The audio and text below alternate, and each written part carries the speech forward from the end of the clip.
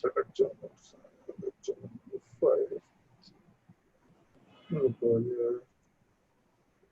File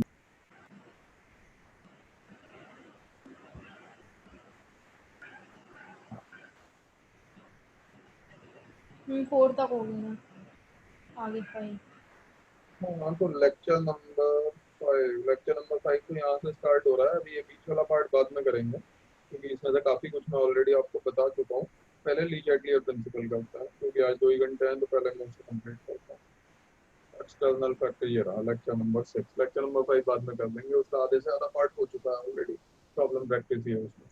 हाँ, Le Chatelier principle देखो। Le Chatelier principle is basically disturbing equilibrium. T is equal to T पे equilibrium को disturb करेंगे by various factors. तो वो अलग अलग फैक्टर्स अभी 1 बाई 1 डिस्कस होंगे। अब पहले तो ये देखते हैं, देखो यू हैव एक मिनट यहाँ पे लिखता हूँ मैं। किसी भी एक पर्टिकुलर रिएक्शन में, अब लीजेटली प्रिंसिपल में आपको हमेशा ध्यान रखना है, अभी तक आप बात कर रहे थे t इक्वल टू 0 से लेकर के t equal to t, right.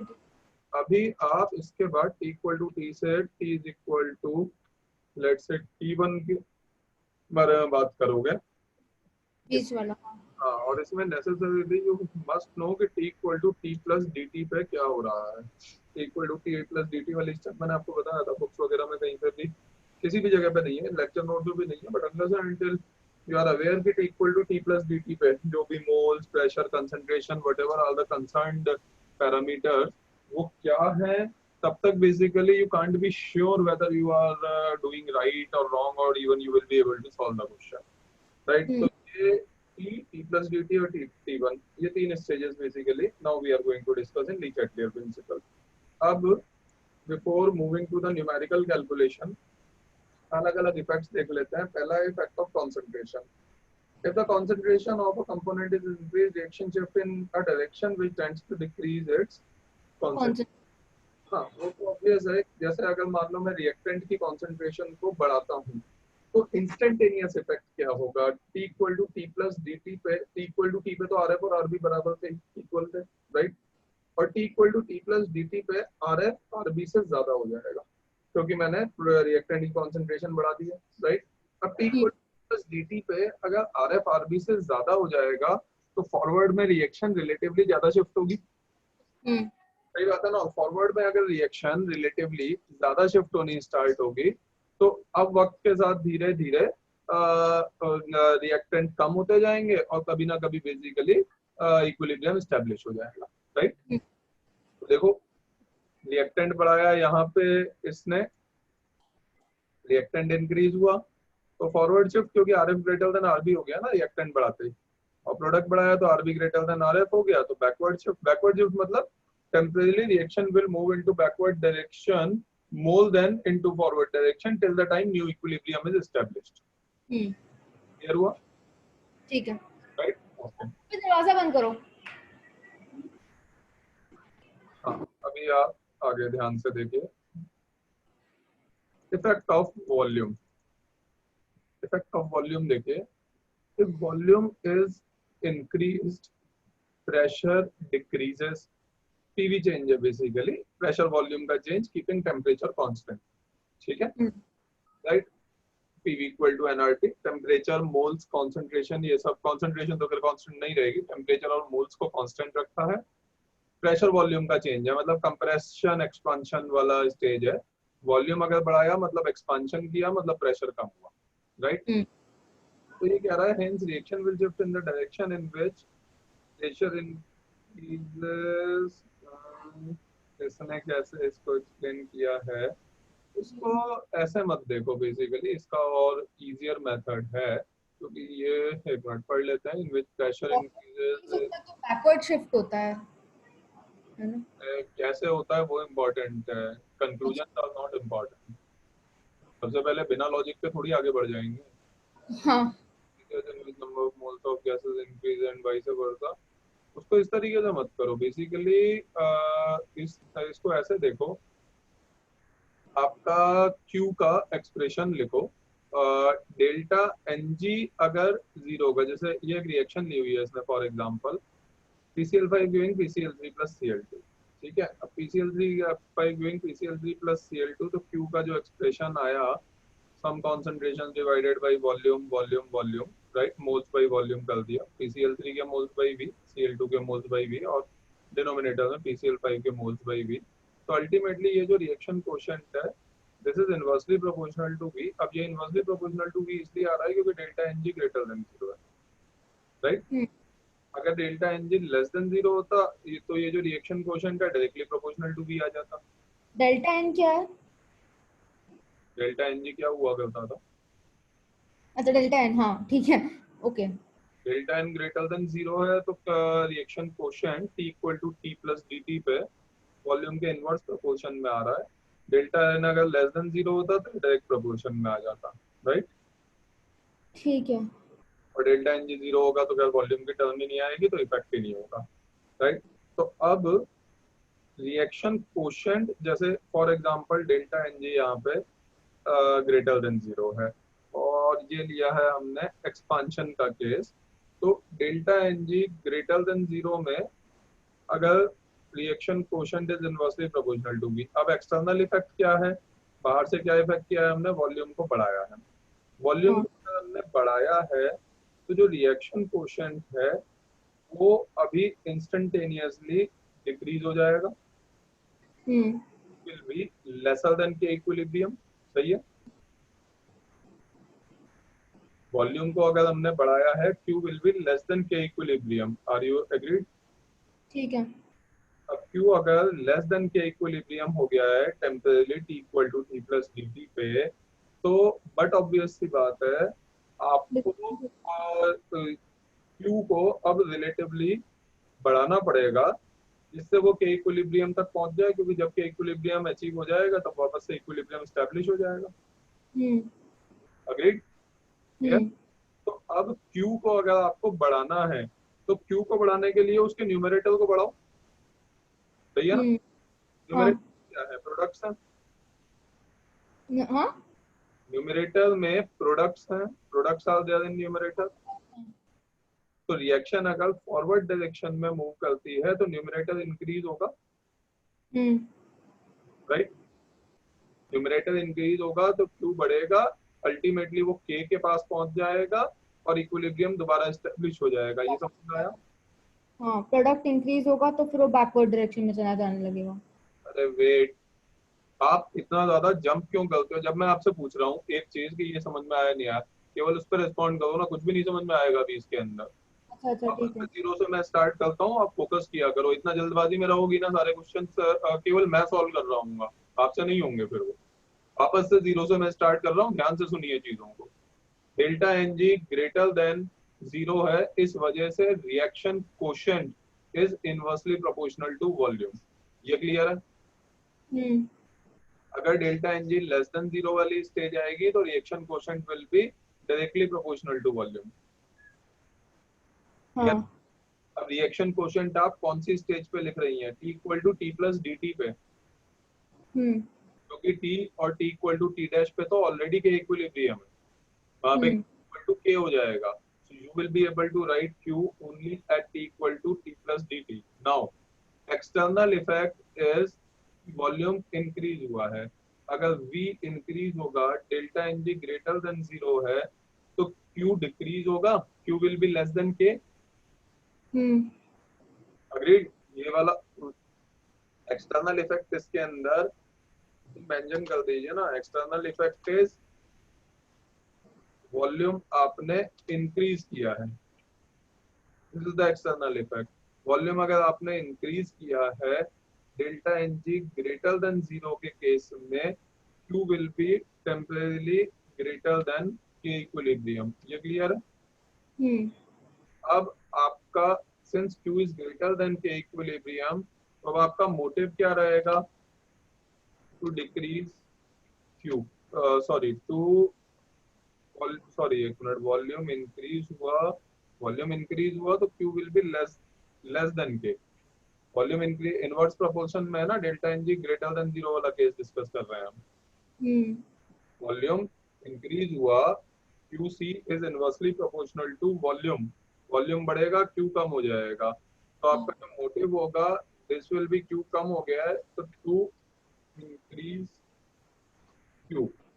To increase Q इसलिए क्योंकि जब वो बढ़ेगा तो कभी ना कभी के इक्विलिब्रियम पे पहुंच जाएगा, तब नया इक्विलिब्रियम स्टेब्लिश होगा। ये क्लियर है? हाँ। अब अगर क्यू को इंक्रीज करना है तो प्रोडक्ट्स को इंक्रीज करना पड़ेगा, क्योंकि न्यूमरेटर में क्यू में प्रोडक्ट्स ही आते हैं। क्लियर हुआ? हाँ। राइट। अभी अगर प्रोडक्ट्स को आपको इंक्रीज करना पड़ेगा तो प्रोडक्ट्स कैसे इंक्रीज होते हैं? फॉरवर्ड शिफ्ट होगा रिएक्शन का, तब प्रोडक्ट्स बढ़ेंगे। फॉरवर्ड में रिएक्शन जाएगी तब तक जाएगी जब तक क्यू और के बराबर नहीं हो जाते, फिर R F equal to R B वापस अचीव हो जाएगा। यहाँ तक क्लियर है? एक सेकंड में देख लूं। देखिए,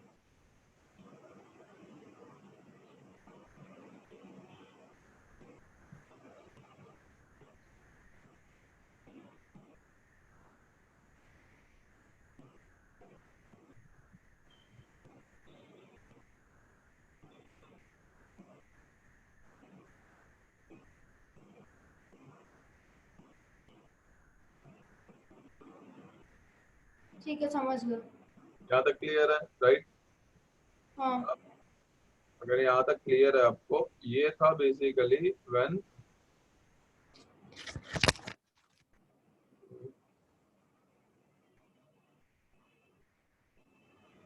delta n is greater than 0। so this was the situation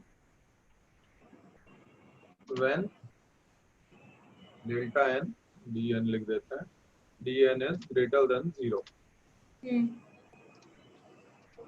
right, ये तब की सिचुएशन है। अभी dn अगर ग्रेटर देन 0 सपोज नहीं होता है तो यहाँ लिखते हैं, ऊपर लिख देता हूँ मैं।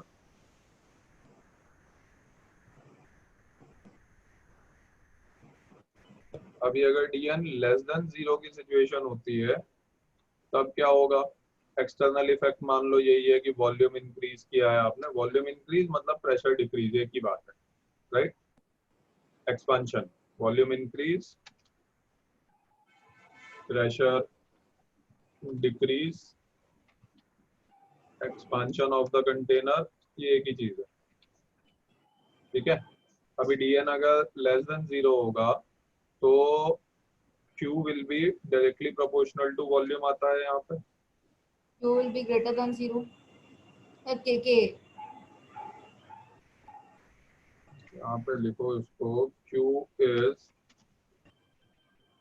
Directly proportional to volume V आएगा।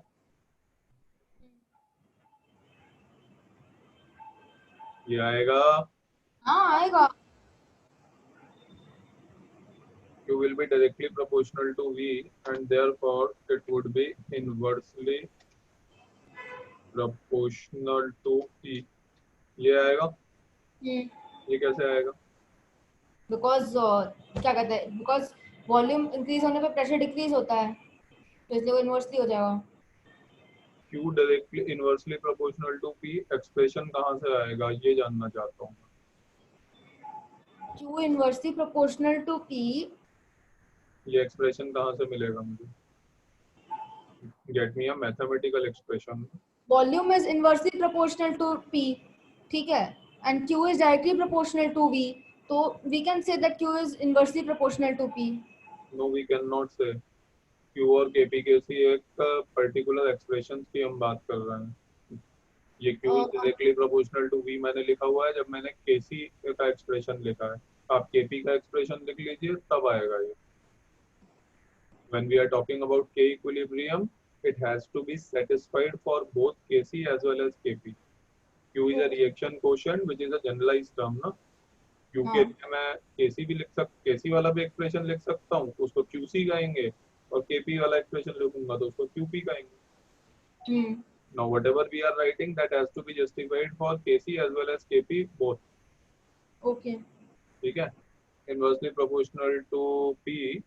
अब Q यहाँ पे डायरेक्टली प्रोपोर्शनल टू वॉल्यूम है और delta N G less than 0 में ये वाला बेसिकली आता है, यहाँ पे ही लिखते हैं एक्चुअली इसको, we should write it in this way, यहाँ से उठा करके when delta N G is less than 0 then this is the case. अभी basically external effect, external effect यहाँ पे है volume increase which means pressure is decrease which means expansion. अभी since delta N G less than 0, इसकी वजह से हम जानते हैं, देन लिख देता हूं मैं यहाँ पे, then Q is directly proportional to V। अभी अगर Q directly proportional to V है और वॉल्यूम को मैंने इंक्रीज किया है तो Q टेम्परेली इंक्रीज हो जाएगा, right. So basically then Q will be greater than K, whether KC और KP, ठीक है।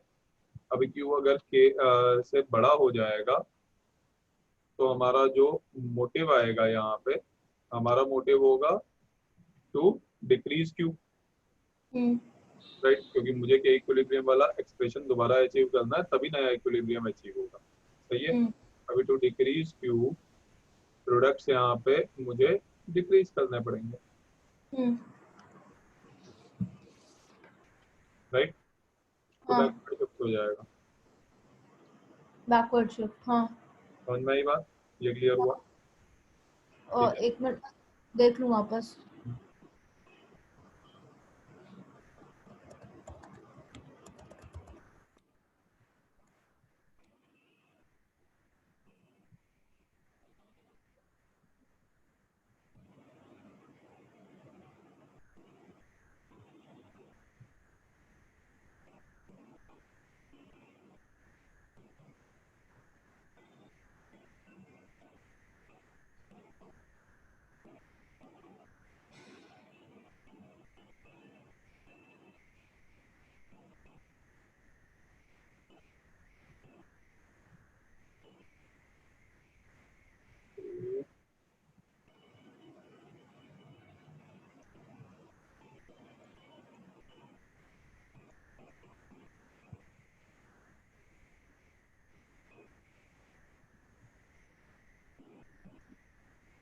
ठीक है, क्लियर है। तो हाँ। अब इससे एक चीज ये निकल करके आ रही है, देखो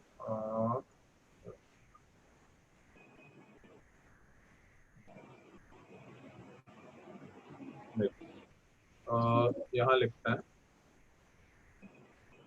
if dn is less than 0, ठीक है। अगर dn लेस देन 0 है और यहाँ पे मैंने सपोज अगर प्रेशर को इंक्रीज किया, लेट्स अज्यूम दैट, राइट, तो बेसिकली उस केस में dn less than 0 and pressure is increase, यहाँ पे ऊपर वाले में देखो मैंने प्रेशर डिक्रीज किया था तो बैकवर्ड शिफ्ट हुआ था, राइट। तो प्रेशर इंक्रीज करूंगा तो फॉरवर्ड शिफ्ट होगा, होगा ना, अग्रीड, ओके। और फिर dn लेस देन 0 में ही अगर मैं ओके प्रेशर इंक्रीज करने पे ये हुआ, इसी तरीके से इफ dn, क्या कर रहे हो आप लोग, लेक्चर चल रहा है ना मेरा, if dn greater than 0, confusing है।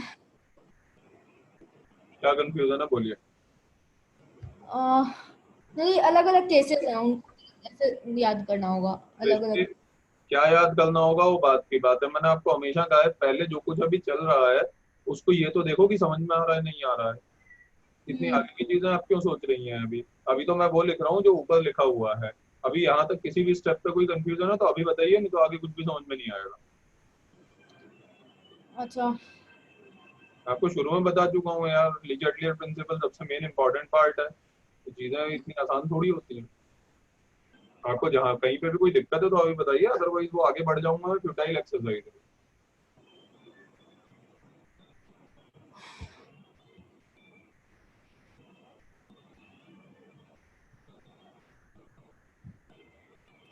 सर पर मतलब वो क्यों, मतलब डायरेक्टली प्रोपोर्शनल टू वी क्यों हो जाता है यहाँ पे, मतलब पहले इनवर्सली प्रोपोर्शनल है फिर बाद में डायरेक्टली प्रोपोर्शनल हो जाता है डेल्टा एन के कारण, या क्या ऐसा क्यों होता है? आप खुद लिखिए expression. Delta N G less than zero का क्या मतलब होता है? Delta N G greater than zero और delta N G less than zero.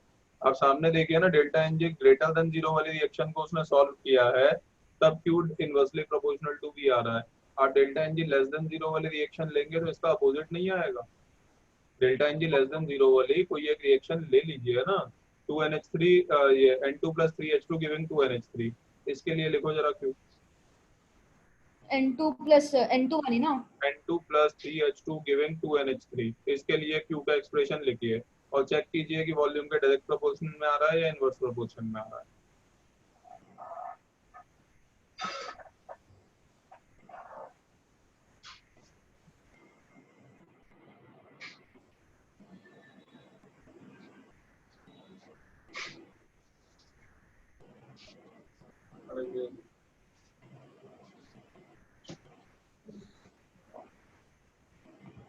नहीं, वो डेल्टा एन नेगेटिव है।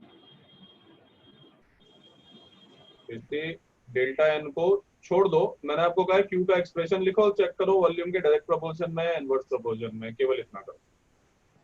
Okay.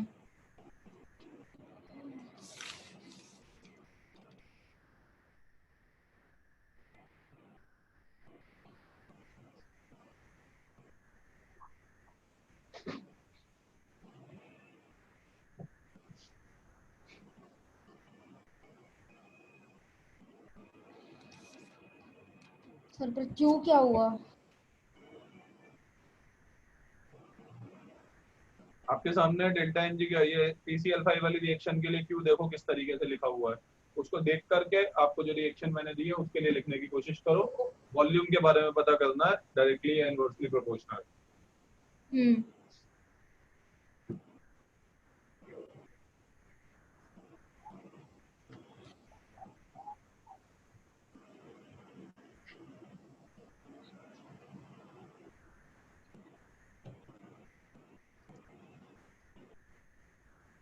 moles upon volume, moles upon volume, moles upon volume.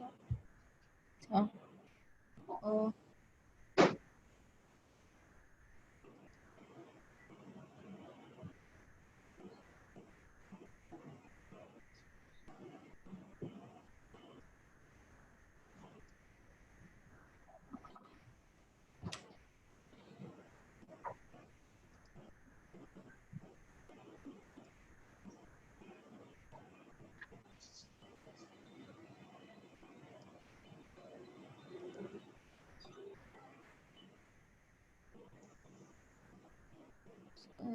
यहाँ पे क्यूब है।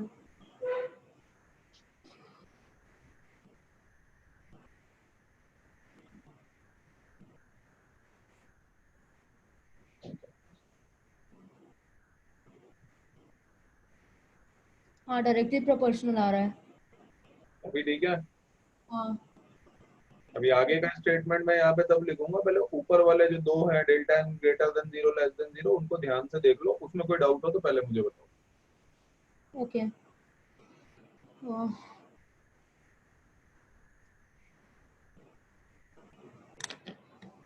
proportional to P, volume increase, pressure decrease, expansion.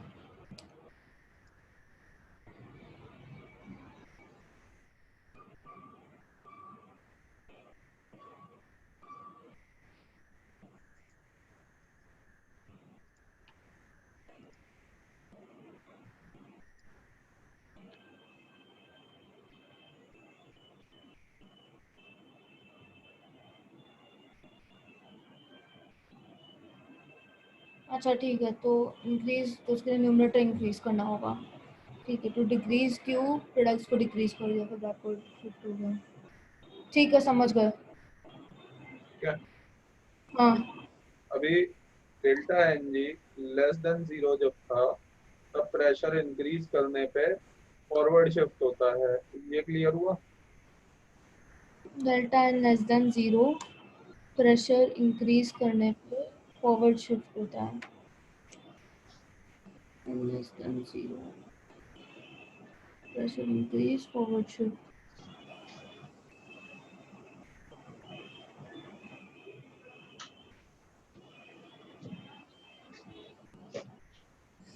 the n pressure inversely proportional to P, तो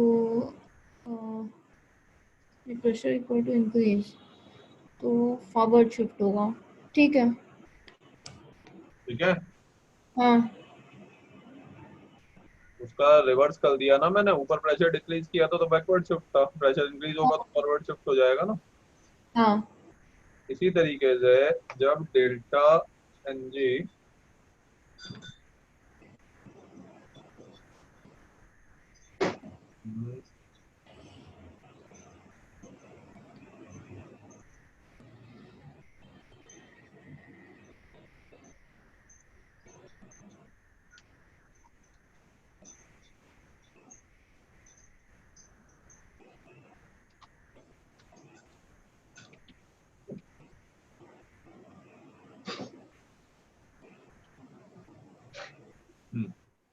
अभी delta N G greater than zero में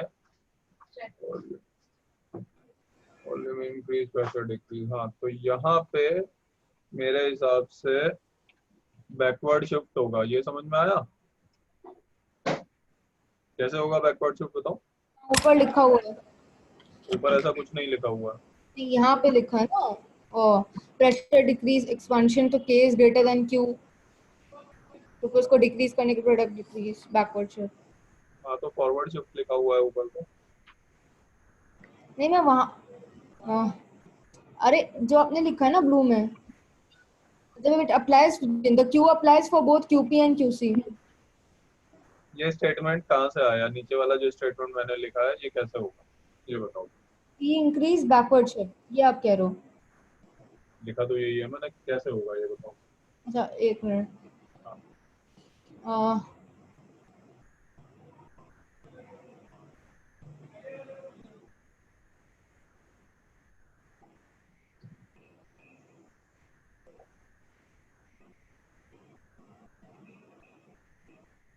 तो but Q is inversely proportional to P ना, तो ये नहीं होना चाहिए।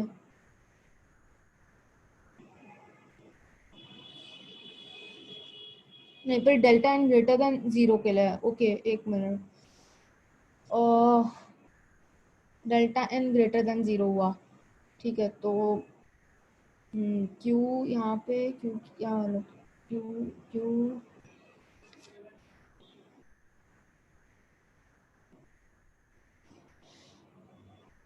Delta n is greater than zero.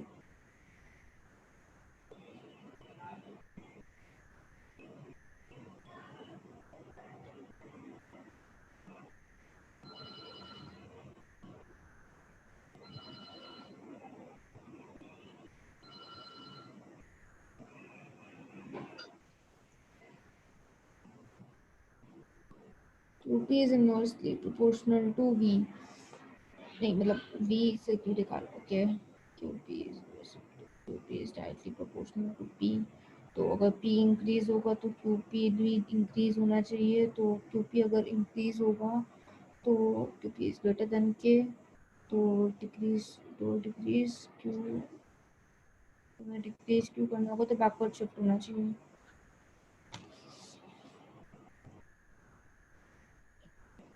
नहीं एक सेकंड, यहाँ कंसंट्रेशन हम क्या देते हैं यहाँ पे, पार्शियल प्रेशर लेते हैं।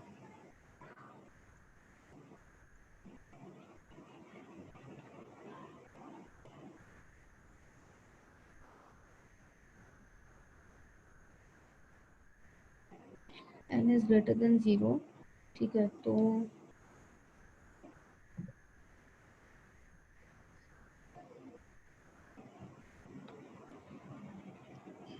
QP is directly proportional to Q, ठीक है, तो और यहाँ पे फिर तो QP is directly proportional to Q, अगर P इंक्रीज हो रहा है तो QP भी इंक्रीज हो जाएगा, तो QP is greater than K, ठीक है, and when QP is greater than K तो उसको डिक्रीज कराना होगा, तो फिर बैकवर्ड शिफ्ट हो जाएगा।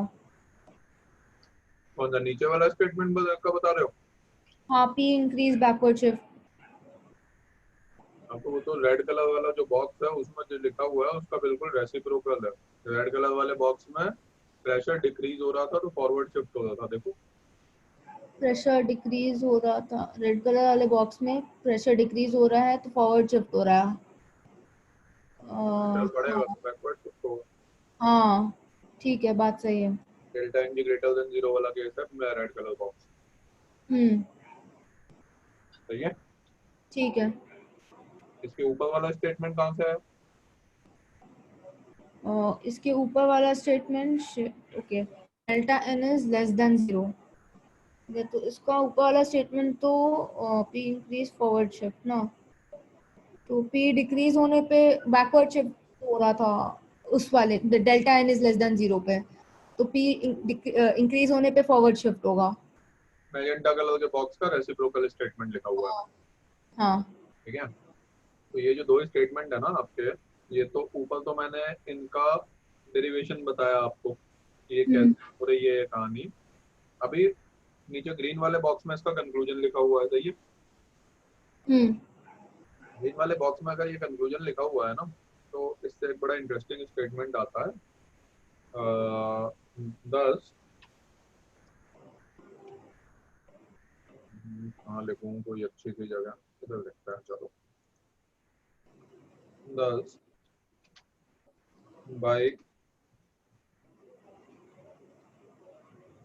increasing P at equilibrium,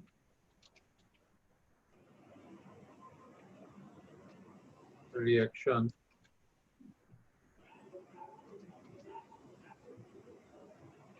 instantaneously shifts in that direction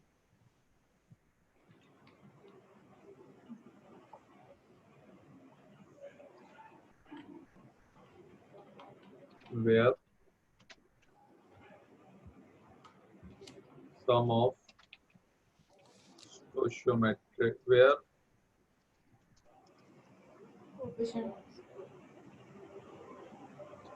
sum of gaseous stoichiometric coefficients is lesser। देखो,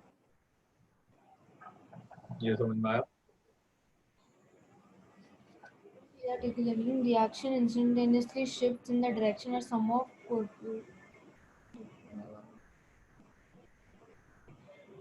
तो dn is less than 0 पे sum of coefficients is lesser, तो dn less than 0 पे क्या होगा, जैसे NH3 वाला सम होता है तो फॉरवर्ड शिफ्ट हो जाएगा। ठीक है, समझ गए। सही है। हाँ, मैं इसको लिख लूँ, एक सेकंड। पूरा ही नोट कर लो, जितने बॉक्सेस हैं सारे नोट करो। हाँ। 4 बॉक्सेस है ना, चारों 1 बाई 1 नोट करो।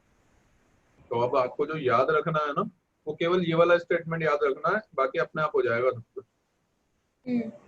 समझ में आई बात? हाँ। अगर आप इसको याद रखोगे भाई, तो ये हो गया, प्रेशर इंक्रीज करने पे अगर ये हो रहा है तो प्रेशर डिक्रीज करने पे वैसे वर्सा हो जाएगा ना, हाँ। राइट। तो प्रेशर बढ़ाने पे अब वो डेल्टा एन जी कौन कितना क्या है उसकी जरूरत नहीं है ना, ये स्टेटमेंट याद रख लो, अपने आप रिएक्शन को शिफ्ट कर सकते हो। ठीक है। क्लियर? तो ये स्टेटमेंट अच्छे से याद कर लेना, पीवी चेंज पूरा का पूरा इस स्टेटमेंट के अंदर कंफाइंड है, हर तरह का। और प्रेशर अगर जैसे यहाँ पे बढ़ाया, वो कहेगा वॉल्यूम डिक्रीज हुआ, एक ही बात है। क्लियर? अब नोट कर लो 1 बाई 1, 1 2 3 4 करके नोट कर लो।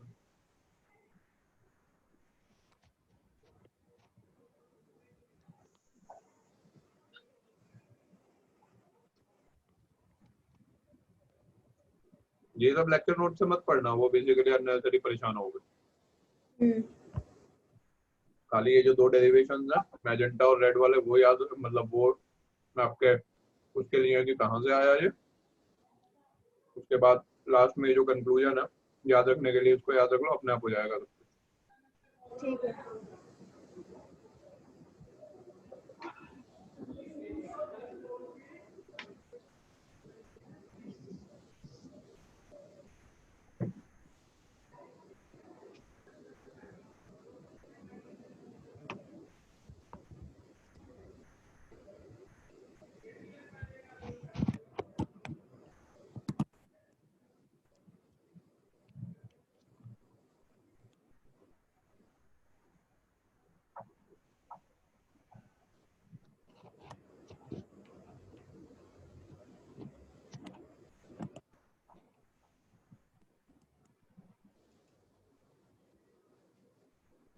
ठीक है। चारों बॉक्सेस नोट हो गए? हाँ, आराम से नोट कर लो चारों बॉक्सेस। मैंने एक जगह गलत लिख दिया था। हाँ ठीक है। कोई बात नहीं, आराम से नोट कर लो ऑल 4 बॉक्सेस। कर लिया कर लिया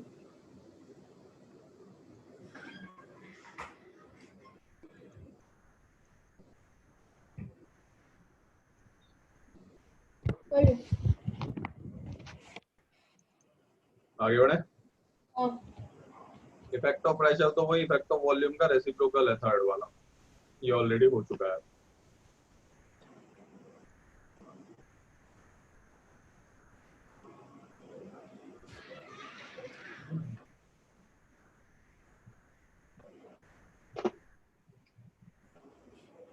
हाँ,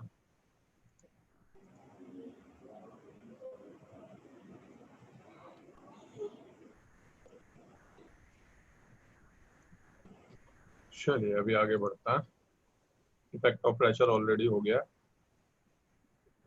इफेक्ट ऑफ कैटलिस्ट में कैलकुलेशन वाइज वो कुछ खास इफेक्ट नहीं करेगा, क्योंकि फॉरवर्ड और बैकवर्ड दोनों रिएक्शंस को सेम इफेक्ट करेगा। वो पढ़ लो एक बार, ये जो लिखा हुआ है समझ में आ जाएगा। फोर्थ वाला पढ़ो। मैंने थोड़ा पढ़ा था आज। हाँ मुझे बात बता थे 10 मिनट फोर्थ मैंने वाला पढ़ा। स्टेटमेंट अभी पढ़ो, नहीं समझ में आए तो बताओ। Hence the equilibrium can faster। ठीक है, वैसे टाइम को इफेक्ट करता है। अभी नेक्स्ट वाला है effect of inert gas. Hmm. Inert gas addition ये लास्ट में करते हैं, पहले इफेक्ट ऑफ टेम्परेचर देख लेते हैं, वो थोड़ा आसान है। देखिए, ठीक। Effect of temperature. Effect of temperature का मतलब है, अभी इफेक्ट ऑफ टेम्परेचर में एक्सोथर्मिक रिएक्शन और एंडोथर्मिक रिएक्शन, दो तरह की रिएक्शन हो सकती हैं। अब हाँ, देखो, उसने जैसे ही टेम्परेचर बढ़ाया तो इक्विलिब्रियम जहाँ पे एक्सोथर्मिक रिएक्शन होती है, पहले ये देखो। हीट रिलीज हो रही है तो एक्सोथर्मिक। आपके एक्सोथर्मिक रिएक्शन में वेंट ऑफ इक्वेशन क्या थी? log K2/K1 equal to delta H upon 2.303 R K2 minus T1 upon T1 T2। ठीक है, अगर टेम्परेचर बढ़ा तो T2 माइनस T1 पॉजिटिव रहेगा। T2 माइनस T1 अगर पॉजिटिव रहेगा और डेल्टा एच अगर नेगेटिव है, तो इसका मतलब इक्विलिब्रियम कांस्टेंट डिक्रीज होगा। अगर delta H went Hoff equation लिखो अभी अपनी कॉपी में, लिखो। log K2/K1 इक्वल टू क्या था आर टी।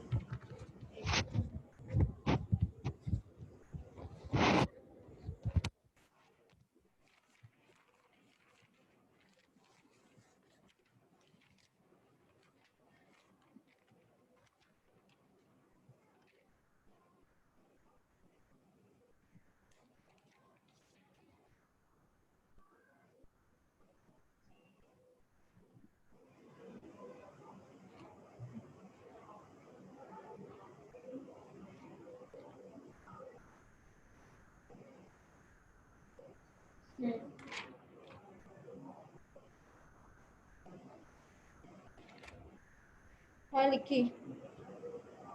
क्या लिखा बताओ। log K2/K1 equal to delta H upon 303 R 1/T1 minus T2। तो ऐसे नहीं लिखा जाता है ना, delta log H log K1। log K2/K1 equal to delta H upon 2.303 R T2 minus T1 divided by T1 T2। उसको लिखो अपनी कॉपी में। हाँ लिखा। अरे ये नहीं लिखा है आपने, एनीवेज। अभी T2 माइनस T1 अगर टेम्परेचर बढ़ेगा तो T2 माइनस T1 पॉजिटिव है। T2 माइनस T1 पॉजिटिव है, एक्सोथर्मिक रिएक्शन है, डेल्टा एच नेगेटिव है, तो overall right hand side negative हो जाएगी। हाँ राइट हैंड साइड नेगेटिव है तो लेफ्ट हैंड साइड नेगेटिव कब होगी? जब K2 लेस देन K1 होगा। हाँ तो इसका मतलब एक्सोथर्मिक रिएक्शन में टेम्परेचर बढ़ेगा तो K डिक्रीज होगा। हाँ के कौन सा अलग है? कितने के टू। कितने के हैं? टेम्परेचर चेंज हो रहा है ना। नेगेटिव है तो के टू कम हुआ। हाँ भाई, तो K2 कम हुआ तो इक्विलिब्रियम कांस्टेंट डिक्रीज हुआ ना। K1 और K2 क्या है? इक्विलिब्रियम कांस्टेंट है अलग अलग टेम्परेचर पे। हम्म। राइट। अभी टेम्परेचर इंक्रीज हो रहा है, K dash will decrease. Right. अभी इक्विलिब्रियम कांस्टेंट इंस्टेंटेनियसली अगर कम हो गया है, ठीक है, तो अब K अगर कम हो गया है तो इसको वापस इक्विलिब्रियम पे लाने के लिए इंक्रीज करना पड़ेगा। हाँ।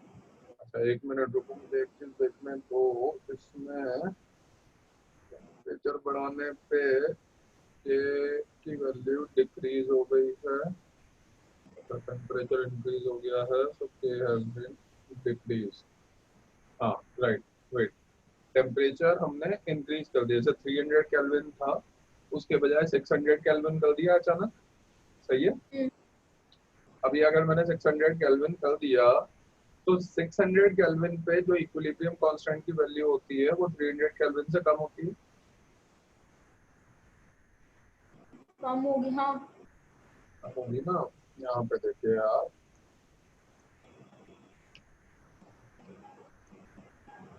आपके पास में जो सिचुएशन थी वो थी टी इक्वल टू टी पे यहाँ पे K1 था। ठीक है। हम्म। टी इक्वल टू लेट से 300 केल्विन एज एन एग्जांपल ले लेते हैं। नेक्स्ट आपकी सिचुएशन आएगी T equal to 300 kelvin plus D T. Hmm. आपका फाइनल इक्विलिब्रियम एस्टेब्लिश होगा T equal to 300 kelvin, sorry 600 kelvin, जो न्यू टेम्परेचर है। राइट। सही है। हाँ। एक मिनट रुको, इसको ऐसा नहीं लिखते हैं क्योंकि वो ये वाला टी तो टाइम को डिनोट कर रहा है ना, वो फिर टेम्परेचर और टाइम साथ हो जाएंगे, वो कंफ्यूजन हो जाएगा। टेम्परेचर अलग से लिख देता है, इसको सिंपल रखते हैं T equal to T plus D t. ये टाइम को डिनोट कर रहा है, यहाँ पे टेम्परेचर यहाँ पे मैं मेंशन करना स्टार्ट कर देता हूँ ना। ये 300 केल्विन है यहाँ पे। फिर T equal to T plus D t जब टाइम आया तब K1 पे अभी हम कमेंट करते हैं, K1 तो क्या रहेगा ही नहीं, जो होगा Q होगा अब यहाँ पे, because equilibrium has been disturb. यहाँ पे इमीडिएटली टेम्परेचर 600 केल्विन हो चुका होगा क्योंकि यही एक्सटर्नल इफेक्ट है हमारा। सही है। And T equal to T1 पे वापस से कुछ K2 इस्टेब्लिश होगा एट 600 केल्विन। ये समझ में आया? हम्म। यहाँ तक जो लिखा है वो क्लियर हो गया, तो मैं आगे बताऊँ। हाँ ठीक है।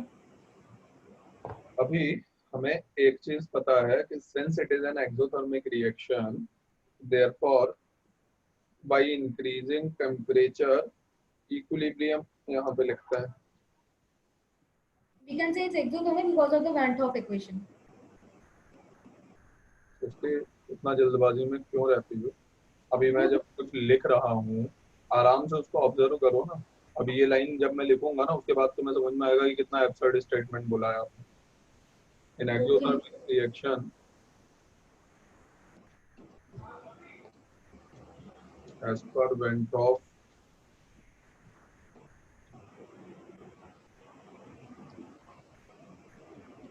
Equation K2 will be less than K1। ये समझ में आया आपको? हम्म। अभी तक जो कुछ मैंने बोर्ड पे लिखा है इसमें कहीं पे भी कोई डाउट हो तो बताओ, अगर ये क्लियर है तो फिर मैं आगे बढ़ूंगा।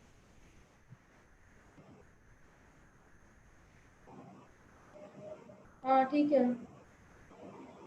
ये क्लियर है, इसके अंदर कहीं कोई दिक्कत वाली बात नहीं है। नहीं। ठीक है। ओके।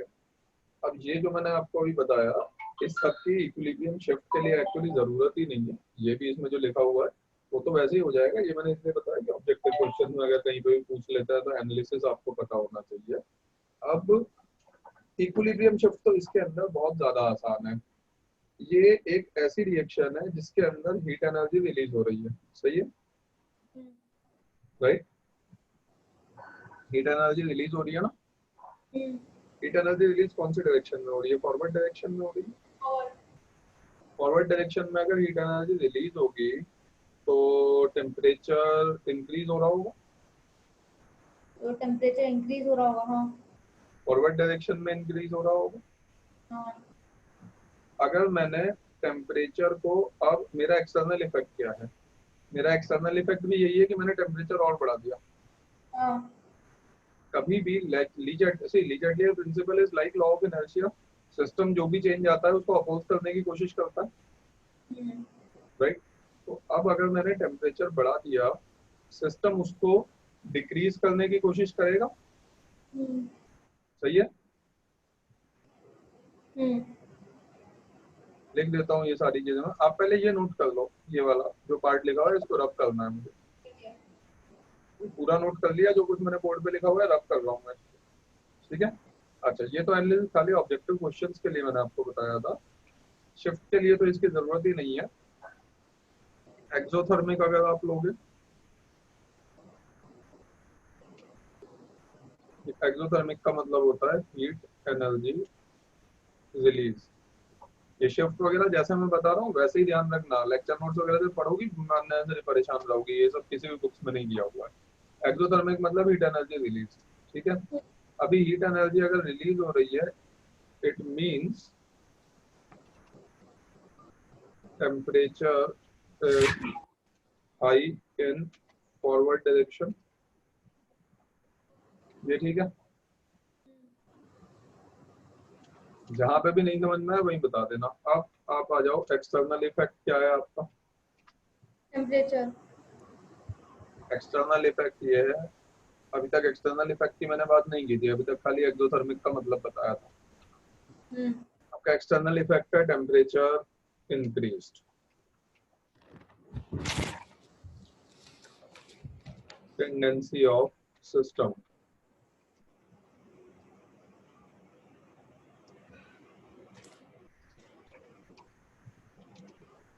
To decrease temperature.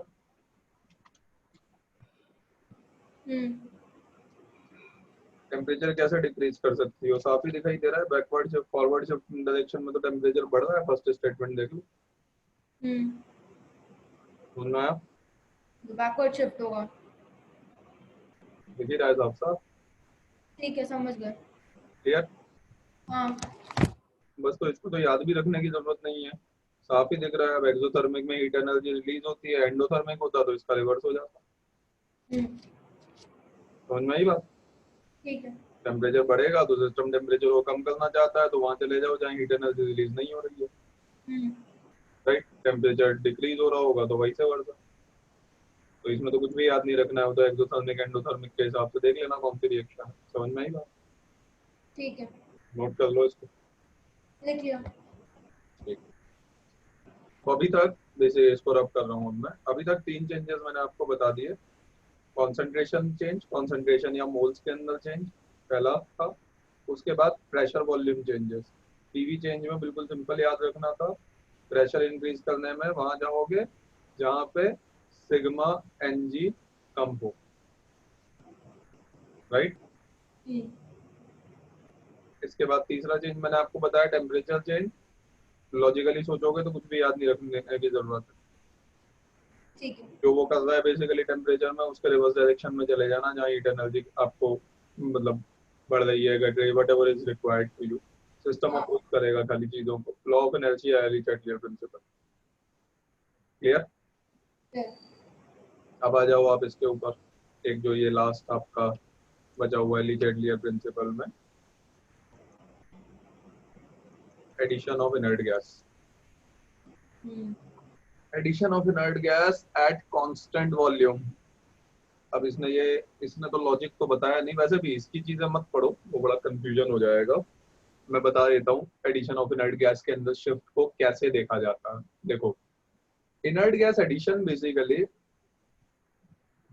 दो तरह से हो सकता है, वॉल्यूम कांस्टेंट रख के और प्रेशर कांस्टेंट रख के, क्योंकि ये दो पार्ट में इसलिए बाइफरकेट हो गया है बिकॉज आप जब पीवी इक्वल टू एनआरटी देखते हो ना, तो इनर्ट गैस मैंने ऐड की, किसी से रिएक्शन तो होगी नहीं। इनर्ट गैस के एडिशन का मीनिंग है सिग्मा एन गैसियस बढ़ रहा है, टोटल गैसियस मोल्स बढ़ रहा है, सही है ना? हाँ। टोटल गैसियस मोल्स अगर बढ़ रहे हैं, टेम्परेचर तो फिक्स्ड है, टेम्परेचर चेंज होता तो वो बताता। पीवी इक्वल टू एनआरटी में sigma N G right side में आएंगे, sigma PV equal to NRT में sigma sigma N N. Gaseous right side में आएंगे। हाँ। तो जब राइट साइड बढ़ रही है, लेफ्ट साइड भी बढ़ेगी। हाँ। लेफ्ट साइड बढ़ाने के दो तरीके हैं, पी और वी दो पैरामीटर हैं लेफ्ट साइड में। आप वॉल्यूम फिक्स रख के प्रेशर बढ़ा दो, या प्रेशर को कांस्टेंट रख के वॉल्यूम बढ़ा दो। समझ में आई बात? ओके। दो पॉसिबिलिटी है ना अब हमारे पास, क्योंकि एन सिग्मा एन बढ़ा दिया ना हमने। हाँ। सिग्मा एन बढ़ाया, अगर राइट साइड बढ़ी तो लेफ्ट साइड भी बढ़नी है, बीच में इक्वल टू का मार्क लगा हुआ है। तो लेफ्ट साइड बढ़ाने के दो तरीके हैं, कांस्टेंट वॉल्यूम रख के प्रेशर बढ़ा दो, या प्रेशर कांस्टेंट रख के वॉल्यूम बढ़ा दो। हाँ। सही है। तो ये दो पार्ट में डिस्कस होता है इनर्ट गैस एडिशन, या तो कांस्टेंट वॉल्यूम पे होगा या कांस्टेंट प्रेशर पे होगा। ठीक है। कांस्टेंट रखा। क्या हुआ? कुछ नहीं डाउट नहीं है, आगे बताओ। हाँ, तो अब अगर inert gas addition at constant volume है, सपोज वॉल्यूम कांस्टेंट है, तो प्रेशर बढ़ गया। हाँ। वैसे वॉल्यूम कांस्टेंट है तो बहुत सिंपल हो जाएगा, तुम केसी के हिसाब से सोचोगी ना तो कुछ यहाँ पे लिखने की भी जरूरत नहीं है। अगर वॉल्यूम कांस्टेंट है, अच्छा, आपका जो के इक्विलिब्रियम का जो या क्यू रिएक्शन क्वोशंट का जो एक्सप्रेशन है, उसमें तो इनर्ट गैस कहीं आएगा ही नहीं, क्योंकि इक्विलिब्रियम में पार्टिसिपेट थोड़ी कर रहा है, रिएक्शन थोड़ी कर रहा है। हाँ। तो आपका जो केसी का एक्सप्रेशन है, उसके अंदर कोई भी बदलाव नहीं हुआ, क्योंकि वॉल्यूम कांस्टेंट है, राइट ना? A plus B giving C plus D, इसमें इनर्ट गैस अगर ऐड किया मैंने कांस्टेंट वॉल्यूम पे, तो रिएक्ट के का एक्सप्रेशन तो वही है, C into D by A into B. हाँ। ए बी सी डी के मोल्स कांस्टेंट हैं, और सिस्टम का अगर वॉल्यूम कांस्टेंट है तो केसी का एक्सप्रेशन एज इट इज रहेगा। हाँ। तो अगर इक्विलिब्रियम कांस्टेंट पे कोई भी फर्क नहीं पड़ रहा है, तो इसका मतलब इक्विलिब्रियम डिस्टर्ब ही नहीं हुआ। ओके। राइट? क्लियर हुआ? इसको ये मैंने केसी से आपको बताया तो आपको बहुत तुरंत दिखाई दिया। केपी भी लोगे तब भी हो जाएगा, बिकॉज क्या होता है, आपको एक इंटरेस्टिंग चीज बताता हूँ मैं, ये भी आप केपी केसी कैलकुलेशन में यूज कर सकते हो। आपका जो केसी का एक्सप्रेशन होता है ना, एक्चुअली केसी का एक्सप्रेशन आपका एक्चुअली ये होता है, कोई भी A plus B giving C plus D, अब इसमें स्टाइशोमेट्रिक कोफिशिएंट आप अपने हिसाब से कोई भी लगा लोगे ना, तो इसका जो एक्सप्रेशन एक्चुअली आता है, वो एक्सप्रेशन ये आता है, देखो, दैट विल बी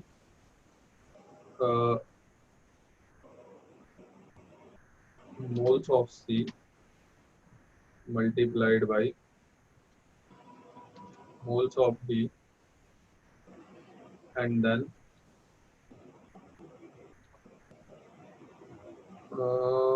इसको मैं कैसे लिखूंगा, एक मिनट को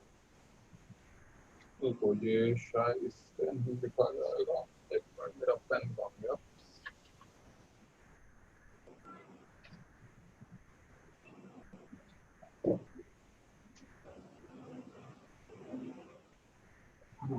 इससे लिखना पड़ेगा मुझे, एक्चुअली जो केसी का आपका आ गया भाई,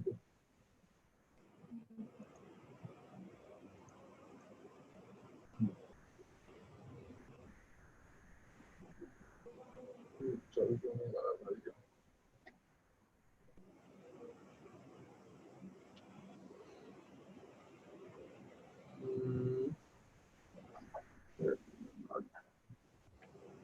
ये वाला पैड काम नहीं कर रहा है, किसी और चीज से लिख पाऊंगा। हाँ, ड्रॉ में नहीं, केसी होता है basically, this this will be actually equal to, ध्यान से देखना, ये काम आएगा आपके बार बार आगे, this will be equal to moles of C, दिखाई दे रहा है ना आपको, moles of C multiplied by moles of D divided by moles of A into moles of B. into moles of B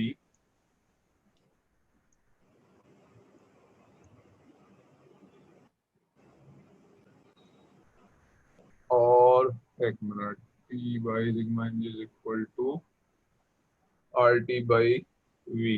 अब इसमें वॉल्यूम आएगा तो देखो इसमें जो वॉल्यूम आएगा बेसिकली काम करता है T by sigma N g, रुको एक मिनट इसको रब करते हैं, ये नहीं चाहिए मुझे आपका। जैसे केसी के हिसाब से तो मैंने बता दिया, अभी अगर आप केपी के हिसाब से भी इसको, क्योंकि केपी केसी दोनों में देखना चाहिए ना आपको, केपी के हिसाब से भी अगर आप सोचने की कोशिश करोगी ना, आप केपी कैसे लिखोगी, चलो KP partial pressure equal to mole fraction into total pressure आएगा,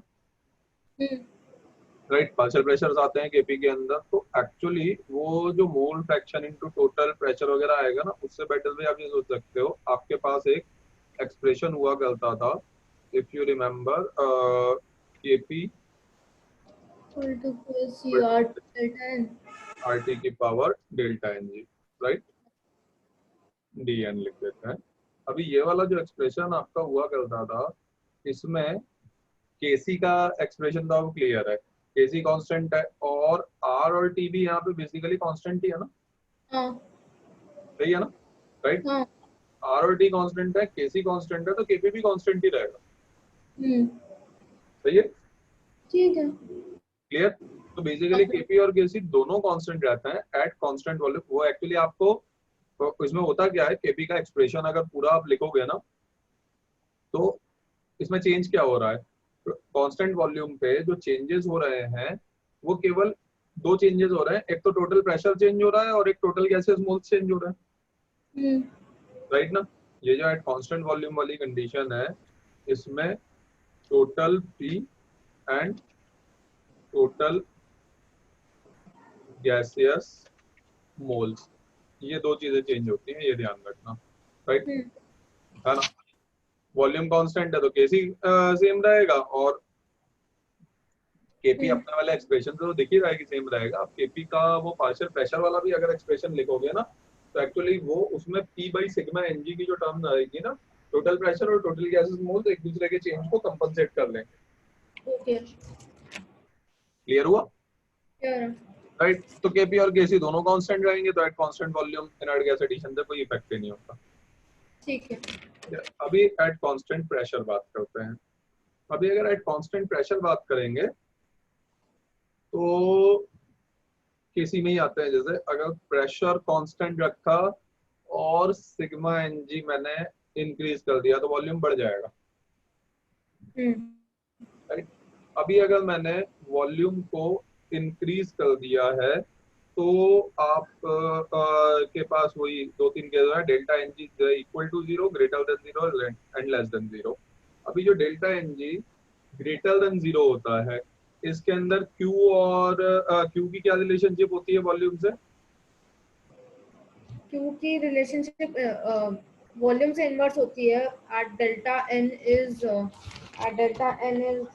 greater at delta n is greater than नहीं, हाँ खा रही हूँ खा लो बेटा, 5 मिनट लगा के खा लो, 5 मिनट लगते हैं। at delta n is greater than 0, Q is inversely proportional to V। खा लो। इसलिए दोबारा बोलो, आवाज नहीं आई, बहुत नॉइस है। हेलो, आप दोबारा बोलिए, कुछ भी समझ में नहीं आया मुझे, बहुत नॉइस हो रही है। delta n is greater than 0, Q is directly inversely proportional to V। Q is inversely proportional to V, exactly, right। अब अगर Q inversely proportional to V होगा यहाँ पे और वॉल्यूम बड़ा है, तो वॉल्यूम बढ़ गया, Q inversely proportional to V है, तो Q क्या होगा, कम हो जाएगा, वॉल्यूम बढ़ गया, Q रेसिप्रोकल प्रोपोर्शन में, तो Q कम होगा, हाँ, Q कम होगा, Q less than K, less than K. Q less than K वाली सिचुएशन आ जाएगी delta N G greater than 0 में। अग्रीड। अच्छा, अब अगर Q लेस देन K है तो आपको Q को इंक्रीज करना होगा।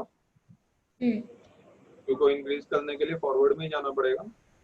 हाँ, तो फिर वही बात आ जाएगी जो पहले हुई थी। हाँ राइट, ये क्लियर है, यहाँ तक कोई दिक्कत?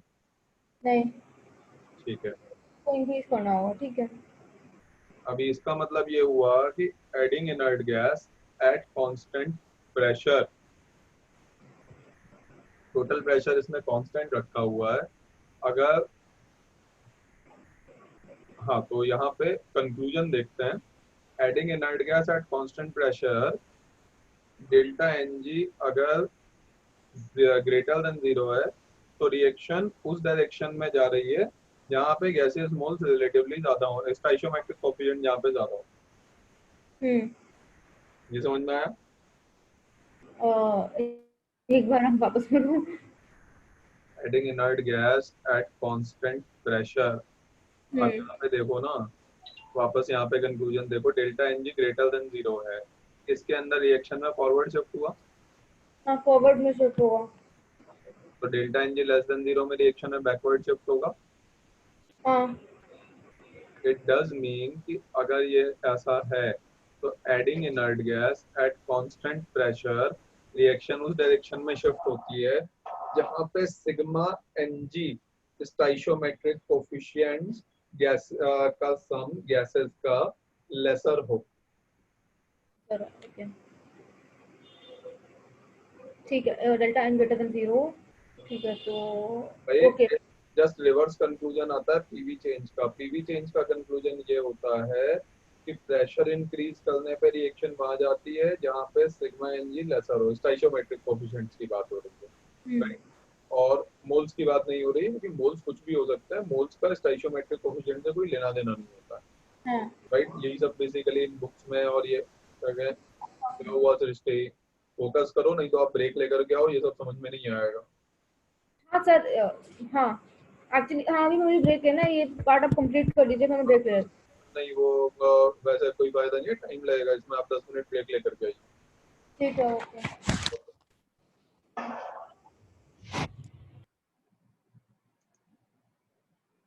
तुम करते हैं now, we were discussing basically,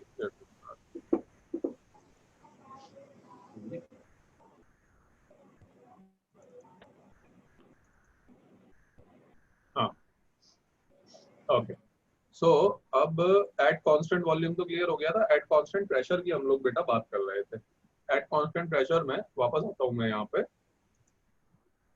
आप ये देखो कि एट कांस्टेंट प्रेशर पे जब डेल्टा एन ग्रेटर देन 0 वाली सिचुएशन है आपकी, डेल्टा एन ग्रेटर देन 0 पे क्यू और इक्विलिब्रियम कांस्टेंट में इनवर्स प्रोपोर्शन होता है, ये तो बताइए।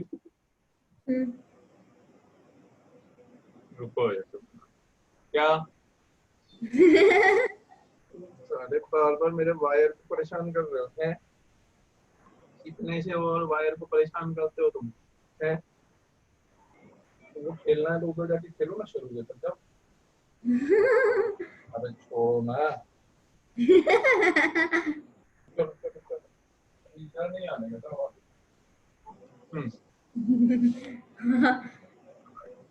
हाँ, तो इसमें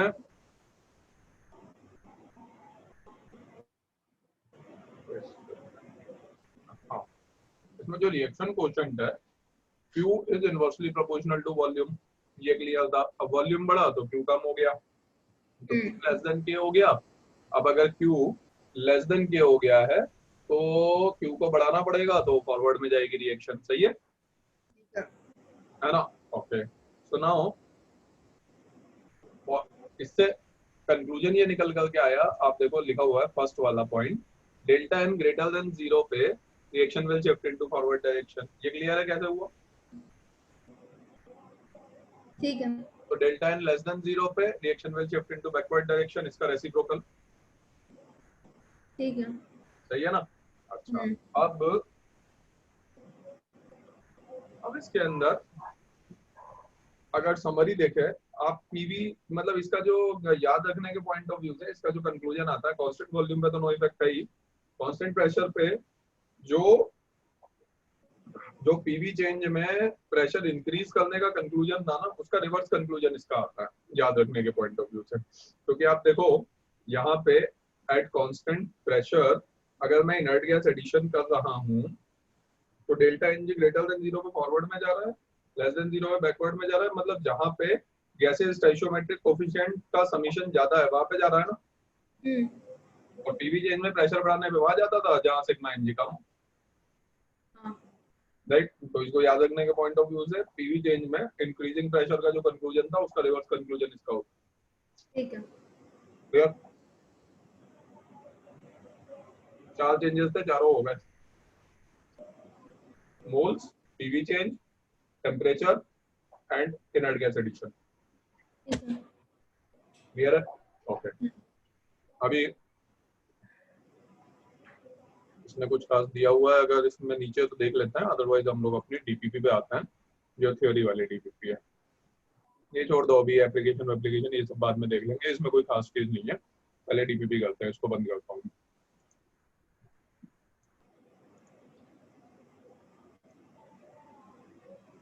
डीपीपी नंबर 1।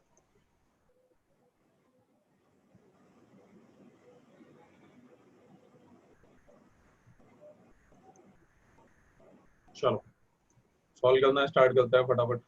फर्स्ट क्वेश्चन पढ़ो, बताओ किधर शिफ्ट होगा। अच्छा सबसे पहले तो +4 cals kcals, what is the effect of increasing temperature on yield of QP? ठीक है, तो इधर तो बैकवर्ड में होगा। बैकवर्ड शिफ्ट है, सही है। सेकंड क्वेश्चन करो। ठीक है, फिर formation of atomic hydrogen from molecular hydrogen. ठीक है, और मॉलिक्यूलर हाइड्रोजन से एटॉमिक हाइड्रोजन फॉर्म हो रहा है, then the favourable condition will be okay. तो फेवरेबल कंडीशन, अब एक मिनट, स्टोइचियोमेट्रिक कोएफिशिएंट क्या होगा, ज्यादा ग्रेटर देन 0 से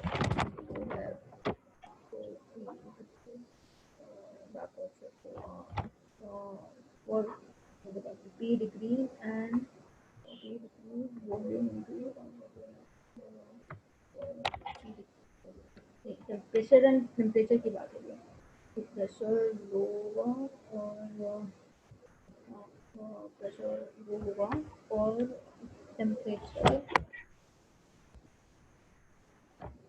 हमें आगे बढ़ाना है ना, तो टेम्परेचर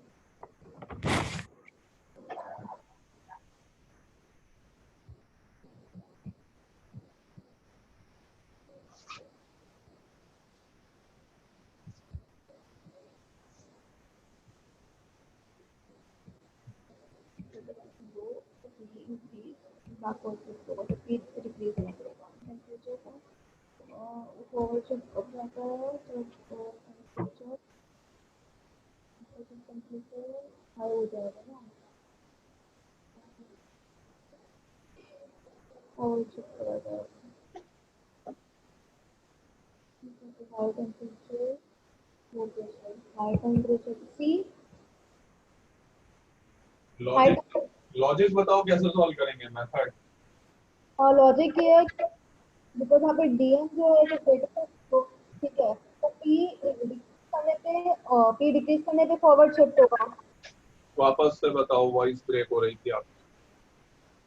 हेलो बोलो। हाँ, मैं कह रही हूँ ग्रेटर देन 0। कौन सा वाला बता रहे हो, टेम्परेचर का बता रहे हो कि प्रेशर का बता रहे हो, मुझे कौन सा बता रहे हो आप। ठीक है, तो डीएन इज ग्रेटर देन 0, ठीक है, तो पी डिक्रीज करने पे वो फॉरवर्ड शिफ्ट होगा। एक minute, delta n g greater than 0, हाँ तो इसके आगे क्या बोला आपने, डेल्टा एनजी ग्रेटर देन 0, ठीक है। पी डिक्रीज करने पे फॉरवर्ड शिफ्ट होगा, पी डिक्रीज करना है, प्रेशर बढ़ाने पे आ जाता है जहाँ सिग्मा एनजी कम हो, तो प्रेशर डिक्रीज करने आ जाएगा जहाँ सिग्मा एनजी ज्यादा हो। आप क्या कह रहे हो इसमें, हाँ आपका क्या स्टेटमेंट था, सॉरी। Low pressure. आप कह रहे हो favourable condition low pressure, pressure decrease करने पे वहां जाएगा जहाँ सिग्मा एनजी ज्यादा हो। हाँ तो उसमें फॉरवर्ड चला जाएगा ये, वो तो ठीक है। लो प्रेशर तो सही है। अभी टेम्परेचर टेम्परेचर कैसे सॉल्व करेंगे उसको, वो बता दो। ठीक है, टेम्परेचर अगर जैसे एक्सोथर्मिक है तो फॉरवर्ड जाएगा। क्या हुआ बेटा? एक सेकंड। हाँ तो अगर जैसे ज्यादा टेम्परेचर होगा तो आगे की तरफ जाएगा रिएक्शन। हाई टेम्परेचर पे आगे की तरफ जाएगा, लॉजिक बताओ ना कैसे, रीजन। मतलब मतलब रिएक्शन जब एक्सोथर्मिक फॉरवर्ड शिफ्ट होता है। दोबारा बोलो। Reaction.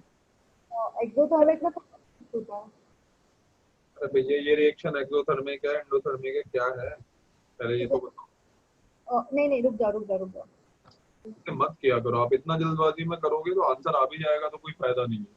Okay okay. Increasing temperature.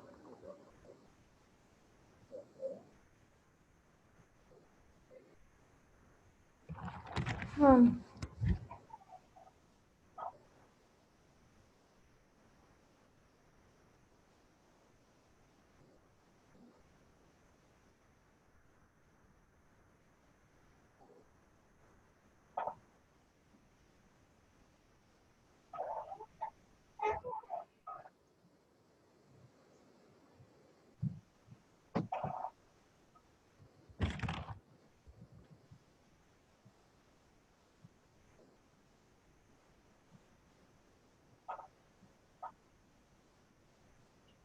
हम चाहते हैं कि फॉरवर्ड शिफ्ट होता है ना। ठीक है तो अगर हम टेम्परेचर इस साइड पे हाई कर देंगे, ठीक है, अगर हम इस साइड के क्वेश्चन पे टेम्परेचर हाई कर देंगे उसकी टेंडेंसी होगी कि इस साइड। फिर आप आगे चले गए। सिंपल सवाल मैंने पूछा था आपसे, रिएक्शन एंडोथर्मिक है कि एक्सोथर्मिक है, वो नहीं बताया आपने अभी तक। जंप क्यों करते हो इतना? पहले एक चीज जो पूछी है उसका तो आंसर दो। हाँ। नहीं आवाज नहीं आई आपकी, आई कांट हियर यू। इसकी वॉइस नहीं आ रही है, बहुत ब्रेक हो रही है वॉइस, क्या हो रहा है ये? पता नहीं मतलब मैं तो प्रॉपर जगह पे कोई। बहुत ज्यादा ब्रेक हो रही है वॉइस, बोलो क्या आंसर है। कहीं और बैठूं क्या? क्या हुआ? कहीं और बैठूं? आपको सुनाई नहीं दे रहा? ठीक है, 15-20 मिनट आधे घंटे के लिए क्या कहीं और बैठोगे? बोलो रिएक्शन एक्सोथर्मिक है या एंडोथर्मिक है? रिएक्शन फेवरेबल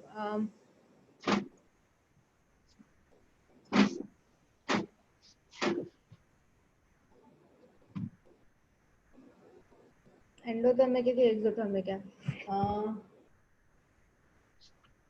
एक हो रहा है तो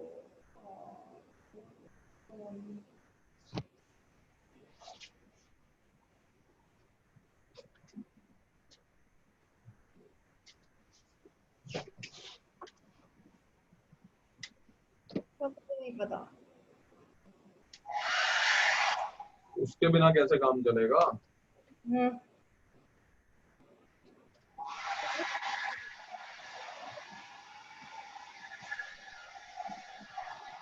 तो पता करना पड़ेगा ना। हाइड्रोजन मॉलिक्यूल से हाइड्रोजन एटम बन रहा है ना, तो बॉन्ड ब्रेक होगा तो एंडोथर्मिक होगा। मॉलिक्यूल से एटम बनना है। बॉन्ड ब्रेक हो रहा है ना, H2 से 2H बन रहा है सीधा सीधा, तो एंडोथर्मिक नहीं होगा। एंडोथर्मिक या एक्सोथर्मिक? बॉन्ड ब्रेक होता है तो एनर्जी देनी पड़ती है या एनर्जी रिलीज होती है आपके हिसाब से? बॉन्ड क्रिएट होता है तो एंडोथर्मिक। तो एंडोथर्मिक होगा ना, बॉन्ड ब्रेक करने के लिए एनर्जी देनी पड़ेगी ना। तो स्टेप वन आपका ये होना चाहिए, आप टेम्परेचर के कैलकुलेशंस कर रहे हो, क्या कैलकुलेट करोगे बिना एंडो एक्सोथर्मिक के? अभी सॉल्व कीजिए आप। हाँ।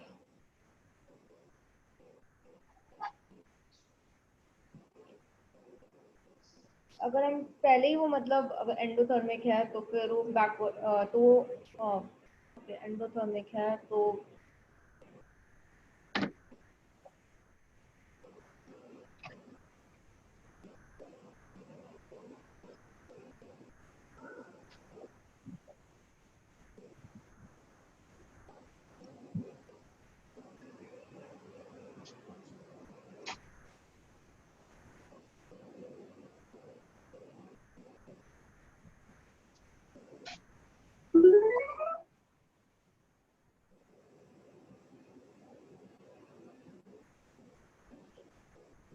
तो यहाँ पे जाकर तो फिर फॉरवर्ड की तरफ जाएगा। ठीक है, तो अगर हम टेम्परेचर बढ़ा देंगे सिस्टम का, ठीक है, तो गड़बड़ होगा। हम लूप करेंगे। सर मुझे नहीं पता। देखो जा करके टेम्परेचर चेंज कैसे सॉल्व किया था मैंने एंडो एक्सोथर्मिक के लिए, थ्योरी में देखो ना अभी जाकर। नोट हाँ हाँ, पर सर पहले ही तो मतलब यहाँ पे पहले ही टेम्परेचर बढ़ा हुआ है, मतलब एंडोथर्मिक है तो हीट जो है वो माइनस होगी ना टेम्परेचर से टोटल सिस्टम से। इसलिए आपको जब भी कुछ कहा जाए ना उसको ध्यान से सुना करो। आपसे नहीं हो रहा है क्यों टाइम वेस्ट कर रही हो, मैंने बोला है थ्योरी में जाकर के देखो, देखने में कोई प्रॉब्लम है नहीं। तो सीधे तरीके रास्ते से करो ना चीजों को, इतना कॉम्प्लिकेटेड क्यों करो। नहीं हो रहा है कोई बात नहीं, वापस थ्योरी देख लो।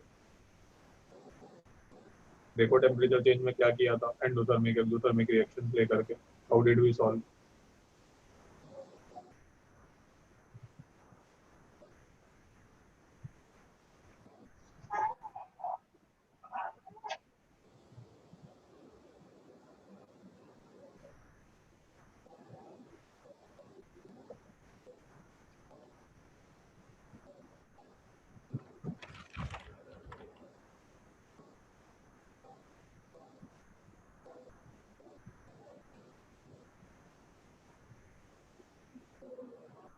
तो हाई टेम्परेचर लॉजिक बताओ जो भी बता रहे हो, आंसर में इंटरेस्टेड नहीं हूँ। मतलब ये है, सी क्या होगा कि अगर वो फॉरवर्ड डायरेक्शन में एनर्जी जो है, जो टेम्परेचर है वो कम हो रहा है। ठीक है। फॉरवर्ड डायरेक्शन में टेम्परेचर कम होगा, और उसको ऐसे मत बोला कीजिए यार, सब कंफ्यूजन हो जाएगा। बैकवर्ड डायरेक्शन, फॉरवर्ड में एनर्जी अब्जॉर्ब हो रही है मतलब बैकवर्ड में एनर्जी रिलीज हो रही है, मतलब हाँ, बैकवर्ड डायरेक्शन में ऑलरेडी टेम्परेचर हाई है। हाई है। इसके आगे सॉल्व किया करो कि अब अगर मैं टेम्परेचर बढ़ाता हूँ तो रिएक्शन वहां जाएगी जहाँ पे टेम्परेचर कम हो रहा हो, तो बैकवर्ड में तो ऑलरेडी ज्यादा होता है तो फॉरवर्ड में चली जाएगी। Hmm. High temperature and low pressure, option hmm. Is the correct answer. हाँ। Next question, question number 3। The constant temperature for the reaction at equilibrium is if the concentration of delta n ज़्यादा है greater than 0, if the concentration of V is increased, the concentration of V is increased, the equilibrium constant for the reverse reaction will be okay, पहले ये देखते हैं। The concentration of B is increase, तो B की concentration बढ़ा दी गई है, बढ़ा तो कंसंट्रेशन नहीं, डेल्टा एन पहले सबसे पहले देखेंगे। तो डेल्टा एन जो है इट इज ग्रेटर देन 0। ठीक है, डेल्टा एन ग्रेटर देन 0। ठीक है, वॉल्यूम हो रहा है, concentration of B is increase, concentration increase हो रहा है।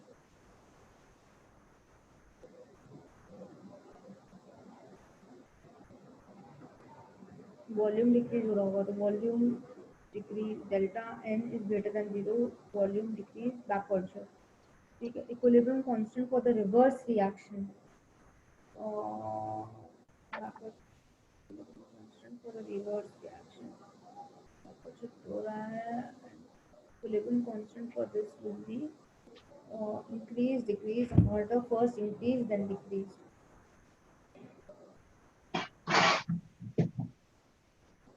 इक्विलिब्रियम कांस्टेंट की बात कर रहे हैं ना।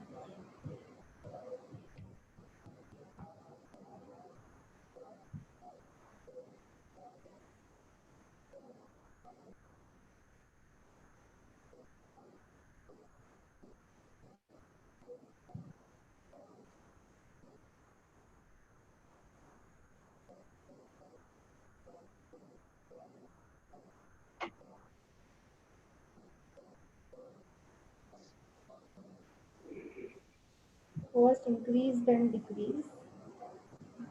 Third D, first increase then decrease. Unaltered equilibrium constant went Hoff equation में आपको बताया था टेम्परेचर के अलावा किसी से भी चेंज नहीं होता है। नहीं, एक सेकंड, टेम्परेचर पे नहीं चेंज, कांस्टेंट टेम्परेचर तो चेंज नहीं होगा। ओके, ठीक है। Hmm, fourth question,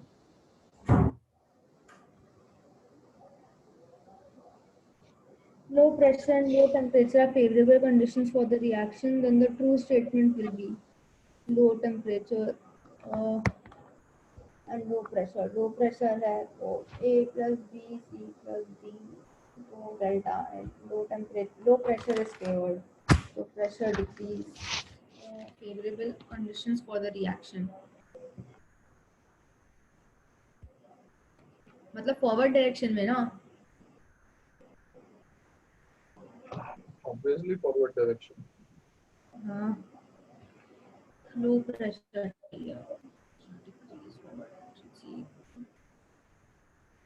delta N इस पे ज़्यादा होगा, delta N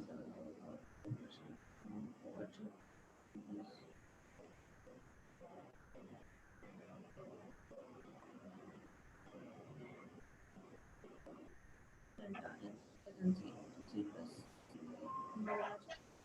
A or D होगा।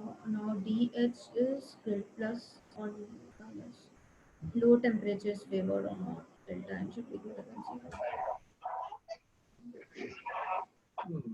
तो हमें रिएक्शन हो रहा होगा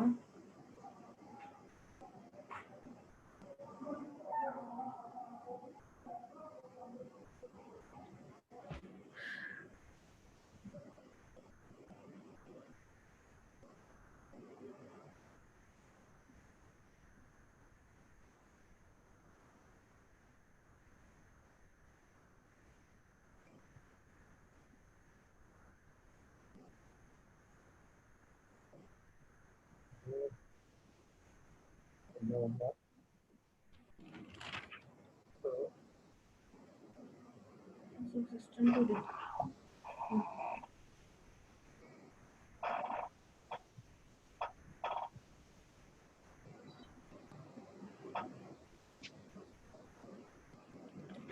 लो टेम्परेचर फेवरेबल है, ठीक है। तो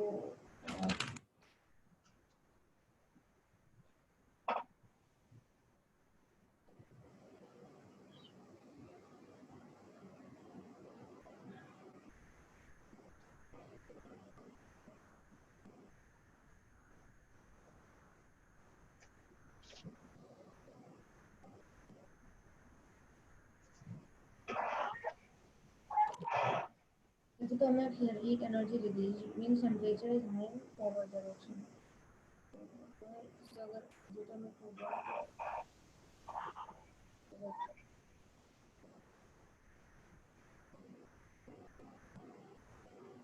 high in forward direction, ठीक है। तो reaction tends to go backward, ठीक है। तो अगर टेम्परेचर लो होगा, low temperature in heat energy is release,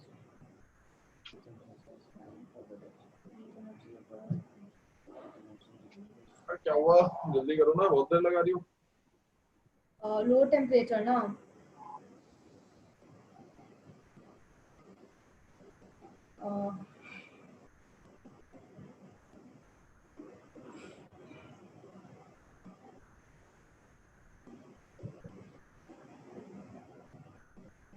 high temperature favorable forward direction for endothermic, ठीक है। तो लो टेम्परेचर फेवरेबल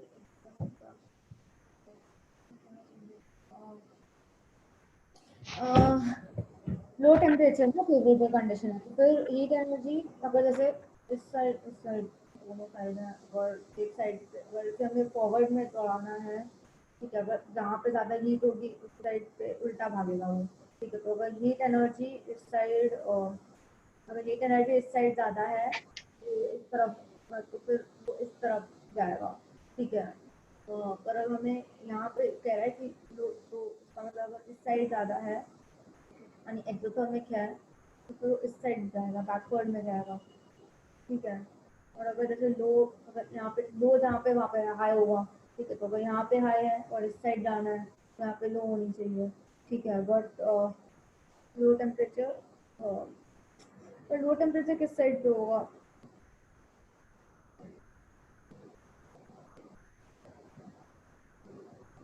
भाई अगर नहीं हो रहा होता थ्योरी नोट्स देख लो ना, पीवी चेंज का थ्योरी नोट देख लो, टेम्परेचर का देख लो।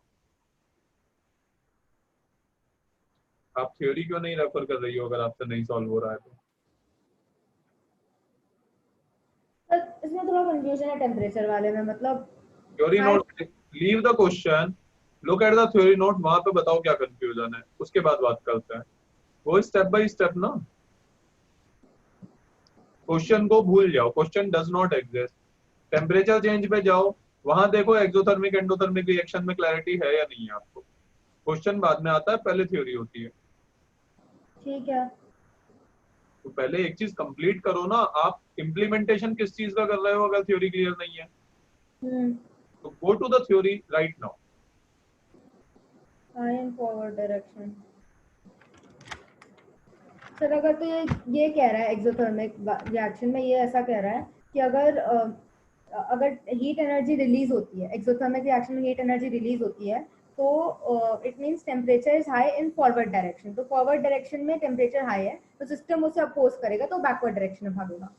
सिस्टम किसको अपोज करेगा? ये दो तो अलग अलग चीज है। वेट, सब इंटरमिक्स कर देते हो आप। एक्सोथर्मिक रिएक्शन है, टेम्परेचर हाई है, ये एक स्टेटमेंट है, पीरियड। अब एक्सटर्नल चेंज क्या है? सिस्टम एक्सटर्नल चेंज को अपोज करता है ना। हाँ। एक्सटर्नल चेंज आपने बताया नहीं, आपने बोल दिया इसको अपोज करे। किसको अपोज करेगा? एक्सोथर्मिक रिएक्शन है, टेम्परेचर हाई है फॉरवर्ड में, ये तो रिएक्शन का स्टेटस है। जब तक एक्सटर्नल चेंज आएगा ही नहीं तब तक किसको अपोज करूं मैं? हम्म। Tell me the external change ना। अब आप टेम्परेचर बढ़ा रहे हो कि घटा रहे हो बाहर से, उसको अपोज करूंगा ना। हाँ। हाँ, सो बीच में एक बहुत बड़ी स्टेप ही गायब थी ना आपकी। ओके। वापस से बेसिकली सही करो इस चीज को। ये तो रिएक्शन का स्टेटस आपने बताया है। अब आप मुझे एक्सटर्नल चेंज बताओ, उसके बाद उसको अपोज करो ना। अच्छा,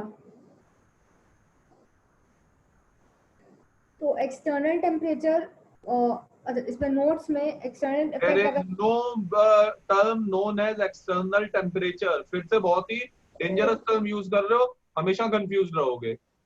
there is only the term known as external change. Hmm. External temperature का क्या लेना देना है? रिएक्शन एक सिस्टम के अंदर हो रही है, एक्सटर्नल टेम्परेचर नाम की कोई टर्म एग्जिस्ट ही नहीं करती मेरे लिए। हाँ। एक्सटर्नल चेंज विच मींस कि ये जो सिस्टम है, जो एग्जिस्टिंग सिस्टम है, उसका टेम्परेचर मैं इंक्रीज कर रहा हूँ या डिक्रीज कर रहा हूँ, this is what is external change. Okay. तो स्टेप बाय स्टेप अलग अलग करो ना। स्टेप 1 अलग है, स्टेप 2 अलग है, स्टेप 3 अलग है। अभी करो वापस से। ओके, तो एक्सटर्नल इफेक्ट जो है वो है टेम्परेचर इंक्रीज कर दिया गया है। Step 1 was your existing condition. हाँ, एक साइड पे हाई टेम्परेचर।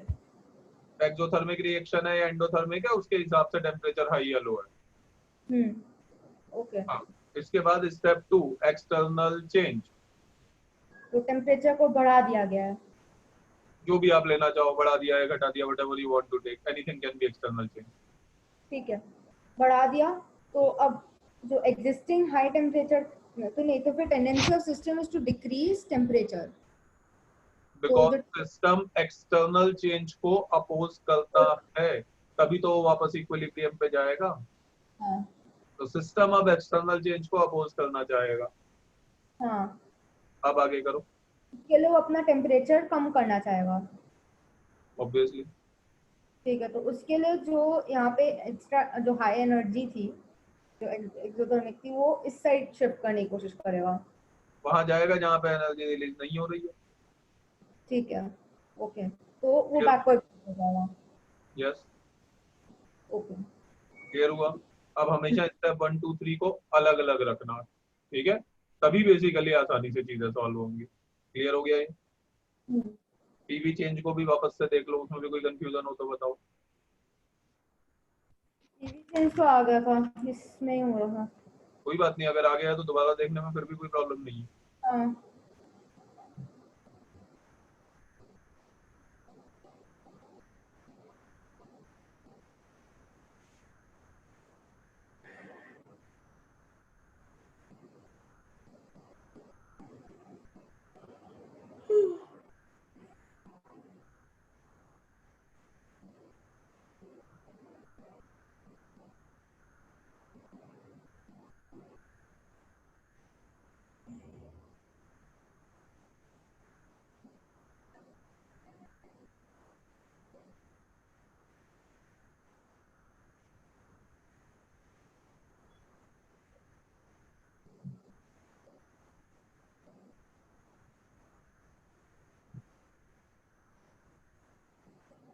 ठीक है, उसमें डाउट नहीं है। अभी क्वेश्चन नंबर 4 सॉल्व करो। ओके हाँ, तो external temperature effect, external change जो है यहाँ पे वो है लो टेम्परेचर, टेम्परेचर को घटा दिया गया है। तो अब वो सिस्टम चाहेगा कि टेम्परेचर इंक्रीज हो जाए और मैं चाहती हूँ कि वो फॉरवर्ड में जाए। तो टेम्परेचर को क्या करना चाहता है सिस्टम, टेम्परेचर चाहता है कि इंक्रीज हो जाए। ठीक है, तो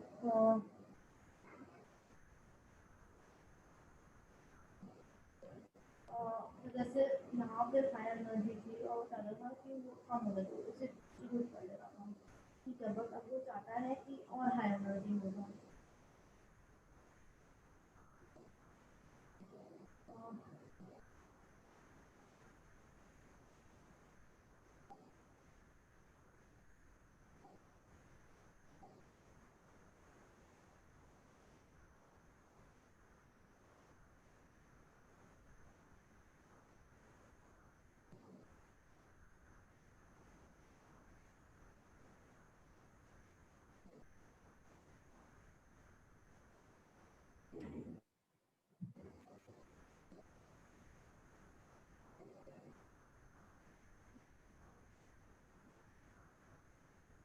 एक्सोथर्मिक,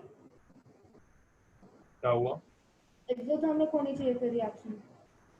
आंसर बताओ। और ए, ना जल्दबाजी में रहती हो, एक्सोथर्मिक भी बोल रही हो और ए भी बोल रही हो। आंसर क्या होता है ये?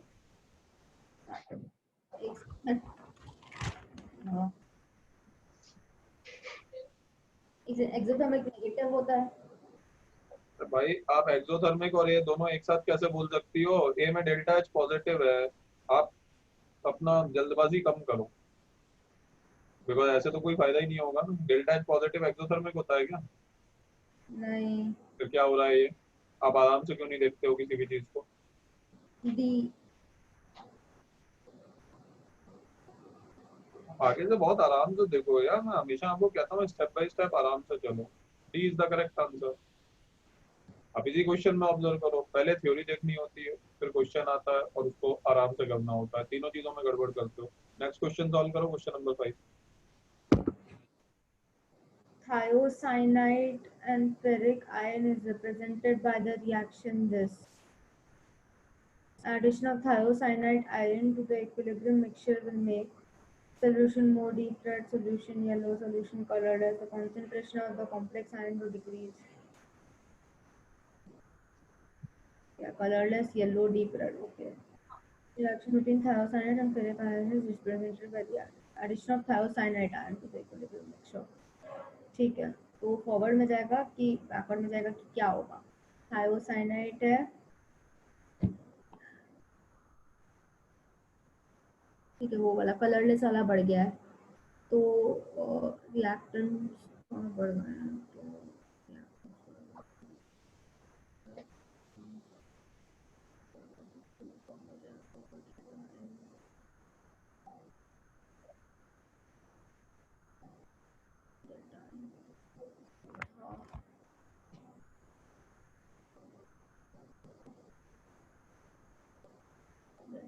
माइनस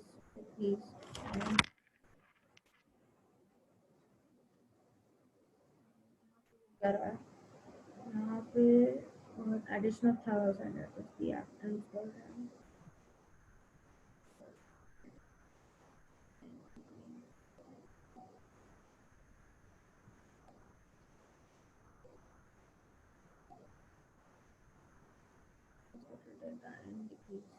ठीक है, एंड यहाँ पे क्या बोल रहा है, volume of transmit is increase, तो बैकवर्ड शिफ्ट हो जाना चाहिए। ठीक है, तो बैकवर्ड शिफ्ट हो रहा है, कलरलेस।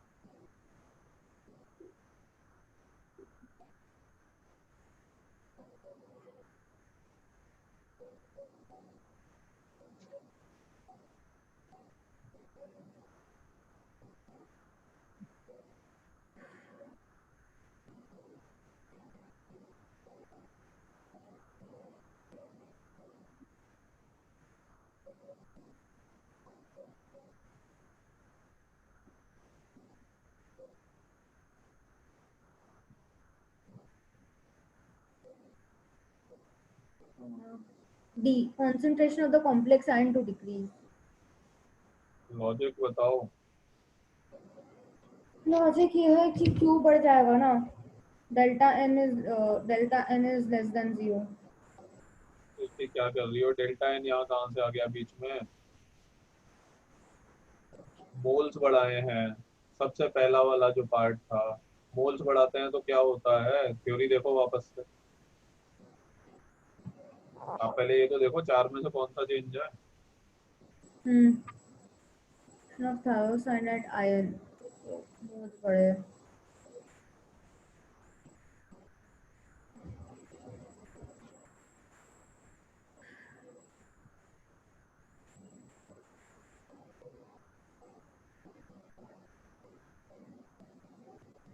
रिएक्टेंस बड़ा, ओके, तो फॉरवर्ड शिफ्ट होगा।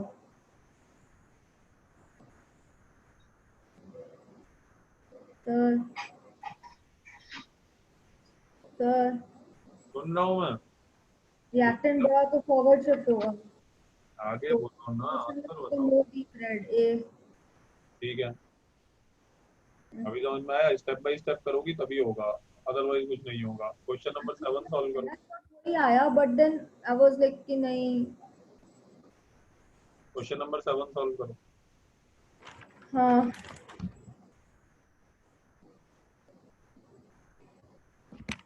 oxidation of SO2 by O2 to SO3 is an exothermic reaction. ठीक है।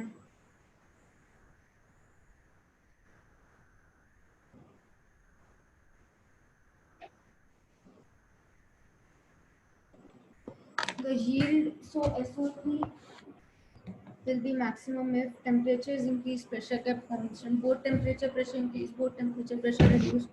Temperature is reduced, pressure is increased. ठीक है। टेम्परेचर इंक्रीज करने के बाद increase करने पे पीछे क्या भागेगा?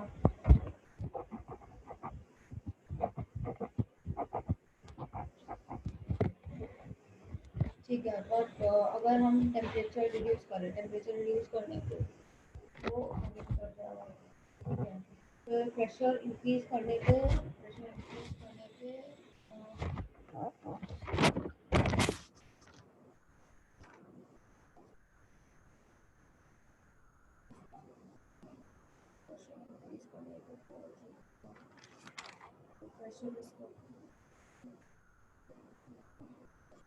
बी। फोर्थ ऑप्शन, हाँ, B B. Second option, SO2 plus oxidation और SO2 by O2 into SO3, ठीक है, डेल्टा एच नेगेटिव है। yield of SO3 will be maximum। Temperature decrease करेंगे तो फॉरवर्ड जाएगा, ठीक है। प्रेशर बढ़ाने पे SO2 प्लस 1.0। सेकेंड ऑप्शन ना, हाँ ठीक है।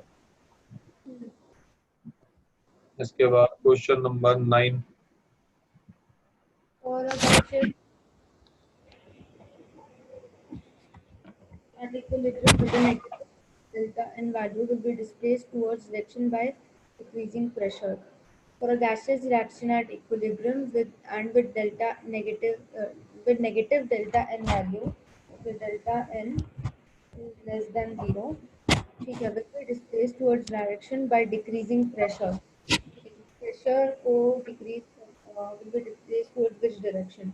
Pressure decrease किया, delta n negative है, तो delta n negative forward shift होता है, इंक्रीज करने पे फॉरवर्ड शिफ्ट होता है, डेल्टा एन डिक्रीज कर backward shift.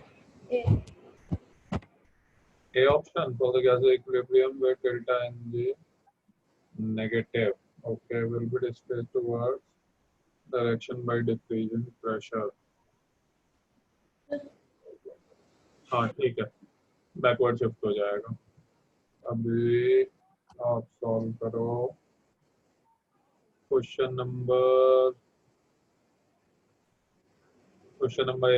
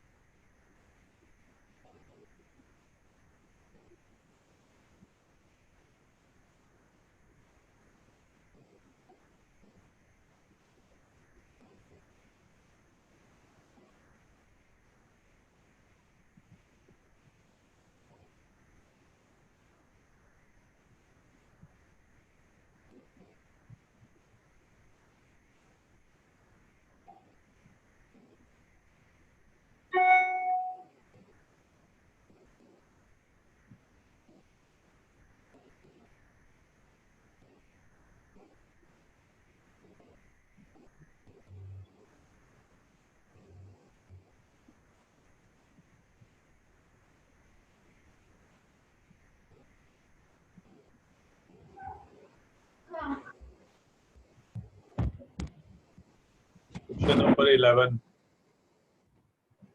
Okay. 2SO2 plus O2 gives 2SO3. Get delta H equal to minus 45 K. Cal.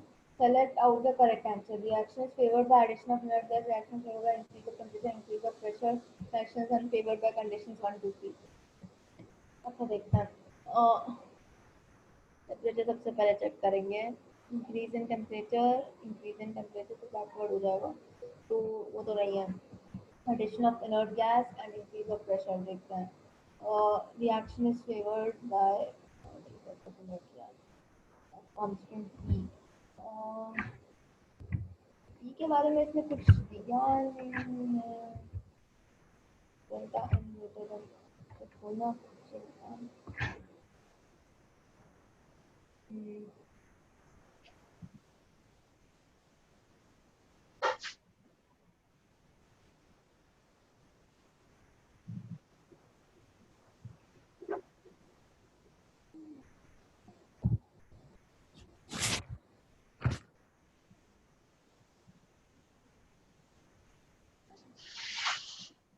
C delta just this much action by inert gas। तो inert gas addition option A check करते हैं। inert gas addition at constant volume तो फर्क ही नहीं पड़ेगा, eight constant pressure वहाँ जाएगी जहाँ सिग्मा एन जी ज़्यादा हो, तो ए ऑप्शन तो नहीं है। फिर reaction is favoured by increase in temperature. Temperature बढ़ाओगे तो सिस्टम टेम्परेचर को कम करना चाहेगा, तो बैकवर्ड में चला जाएगा। प्रेशर बढ़ाओगे तो फॉरवर्ड में जाएगा। हाँ, तो C option is the correct answer. Question number 13 13।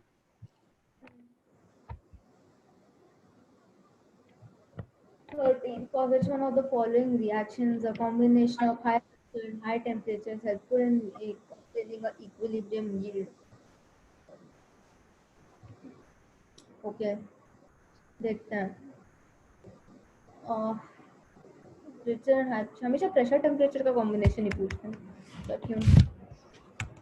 ओए, एक सेकंड, स्क्रीन कहाँ चली गई? हाँ हाँ, ओके। पर्सन बैक, ठीक है, देखते हैं। डेल्टा एन इज तो इंक्रीज करने पे बैकवर्ड जाएगा, तो ये तो नहीं है। N2 plus 3H2 to NH3, तो ये है डेल्टा एन इज 0। इंक्रीज करने पे वो आगे की तरफ जाएगा, तो ये ठीक है। प्लस 2 22.85। तो फिर यहाँ पे एक्सोथर्मिक है, तो हाई टेम्परेचर पे एक्सोथर्मिक बैकवर्ड जाएगा, तो ये तो तो फिर उसके बाद Cl2 Cl2 C और 2, ठीक है। सी। सी ऑप्शन जो high pressure and high temperature, pressure बढ़ाएंगे तो जहाँ सिग्मा एन जी, और टेम्परेचर अगर बढ़ाएंगे तो सिस्टम टेम्परेचर को कम करना चाहेगा। ये आपकी जो सी रिएक्शन है वो एंडोथर्मिक रिएक्शन है। एंडोथर्मिक रिएक्शन है, टेम्परेचर बढ़ाने में सिस्टम टेम्परेचर को कम करना चाहेगा। एक मिनट, तो यहाँ माइनस हीट है, यहाँ प्लस हीट होगा, बैक में एक्सोथर्मिक है, ठीक है, तो फॉरवर्ड में एंडोथर्मिक होगी है। हाँ, तो फॉरवर्ड में जाएगा, ठीक है। C option is the correct answer. तो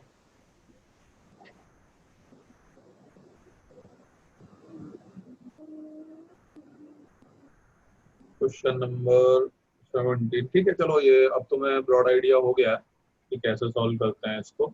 ये वाली डीपीपी मैं आपको भेज देता हूँ, इसको नेक्स्ट टर्म के लिए कंप्लीट सॉल्व कर लेना तुम दोबारा से। एक ब्रॉड आइडिया हो गया है सारे चेंजेस का कि कौन सा कैसे सॉल्व करेंगे। जो भी डाउट्स हो वो नेक्स्ट टर्म में पूछना। नेक्स्ट टर्म पे मैं न्यूमेरिकल पोर्शन लूंगा इसी का। और वो एक्स्ट्रा लेक्चर अगर अपन नेक्स्ट वीक में रख रहे हैं तो next lecture will be 6 o'clock होंगे, 5 बजे नहीं रहेगा, ठीक है ना। इसको सॉल्व करके आना, इसको सॉल्व करके आओगे तभी फिर वो न्यूमेरिकल पोर्शन इसका कर पाएंगे, क्योंकि ये पूरा आपको याद रहेगा, ठीक है। ठीक है।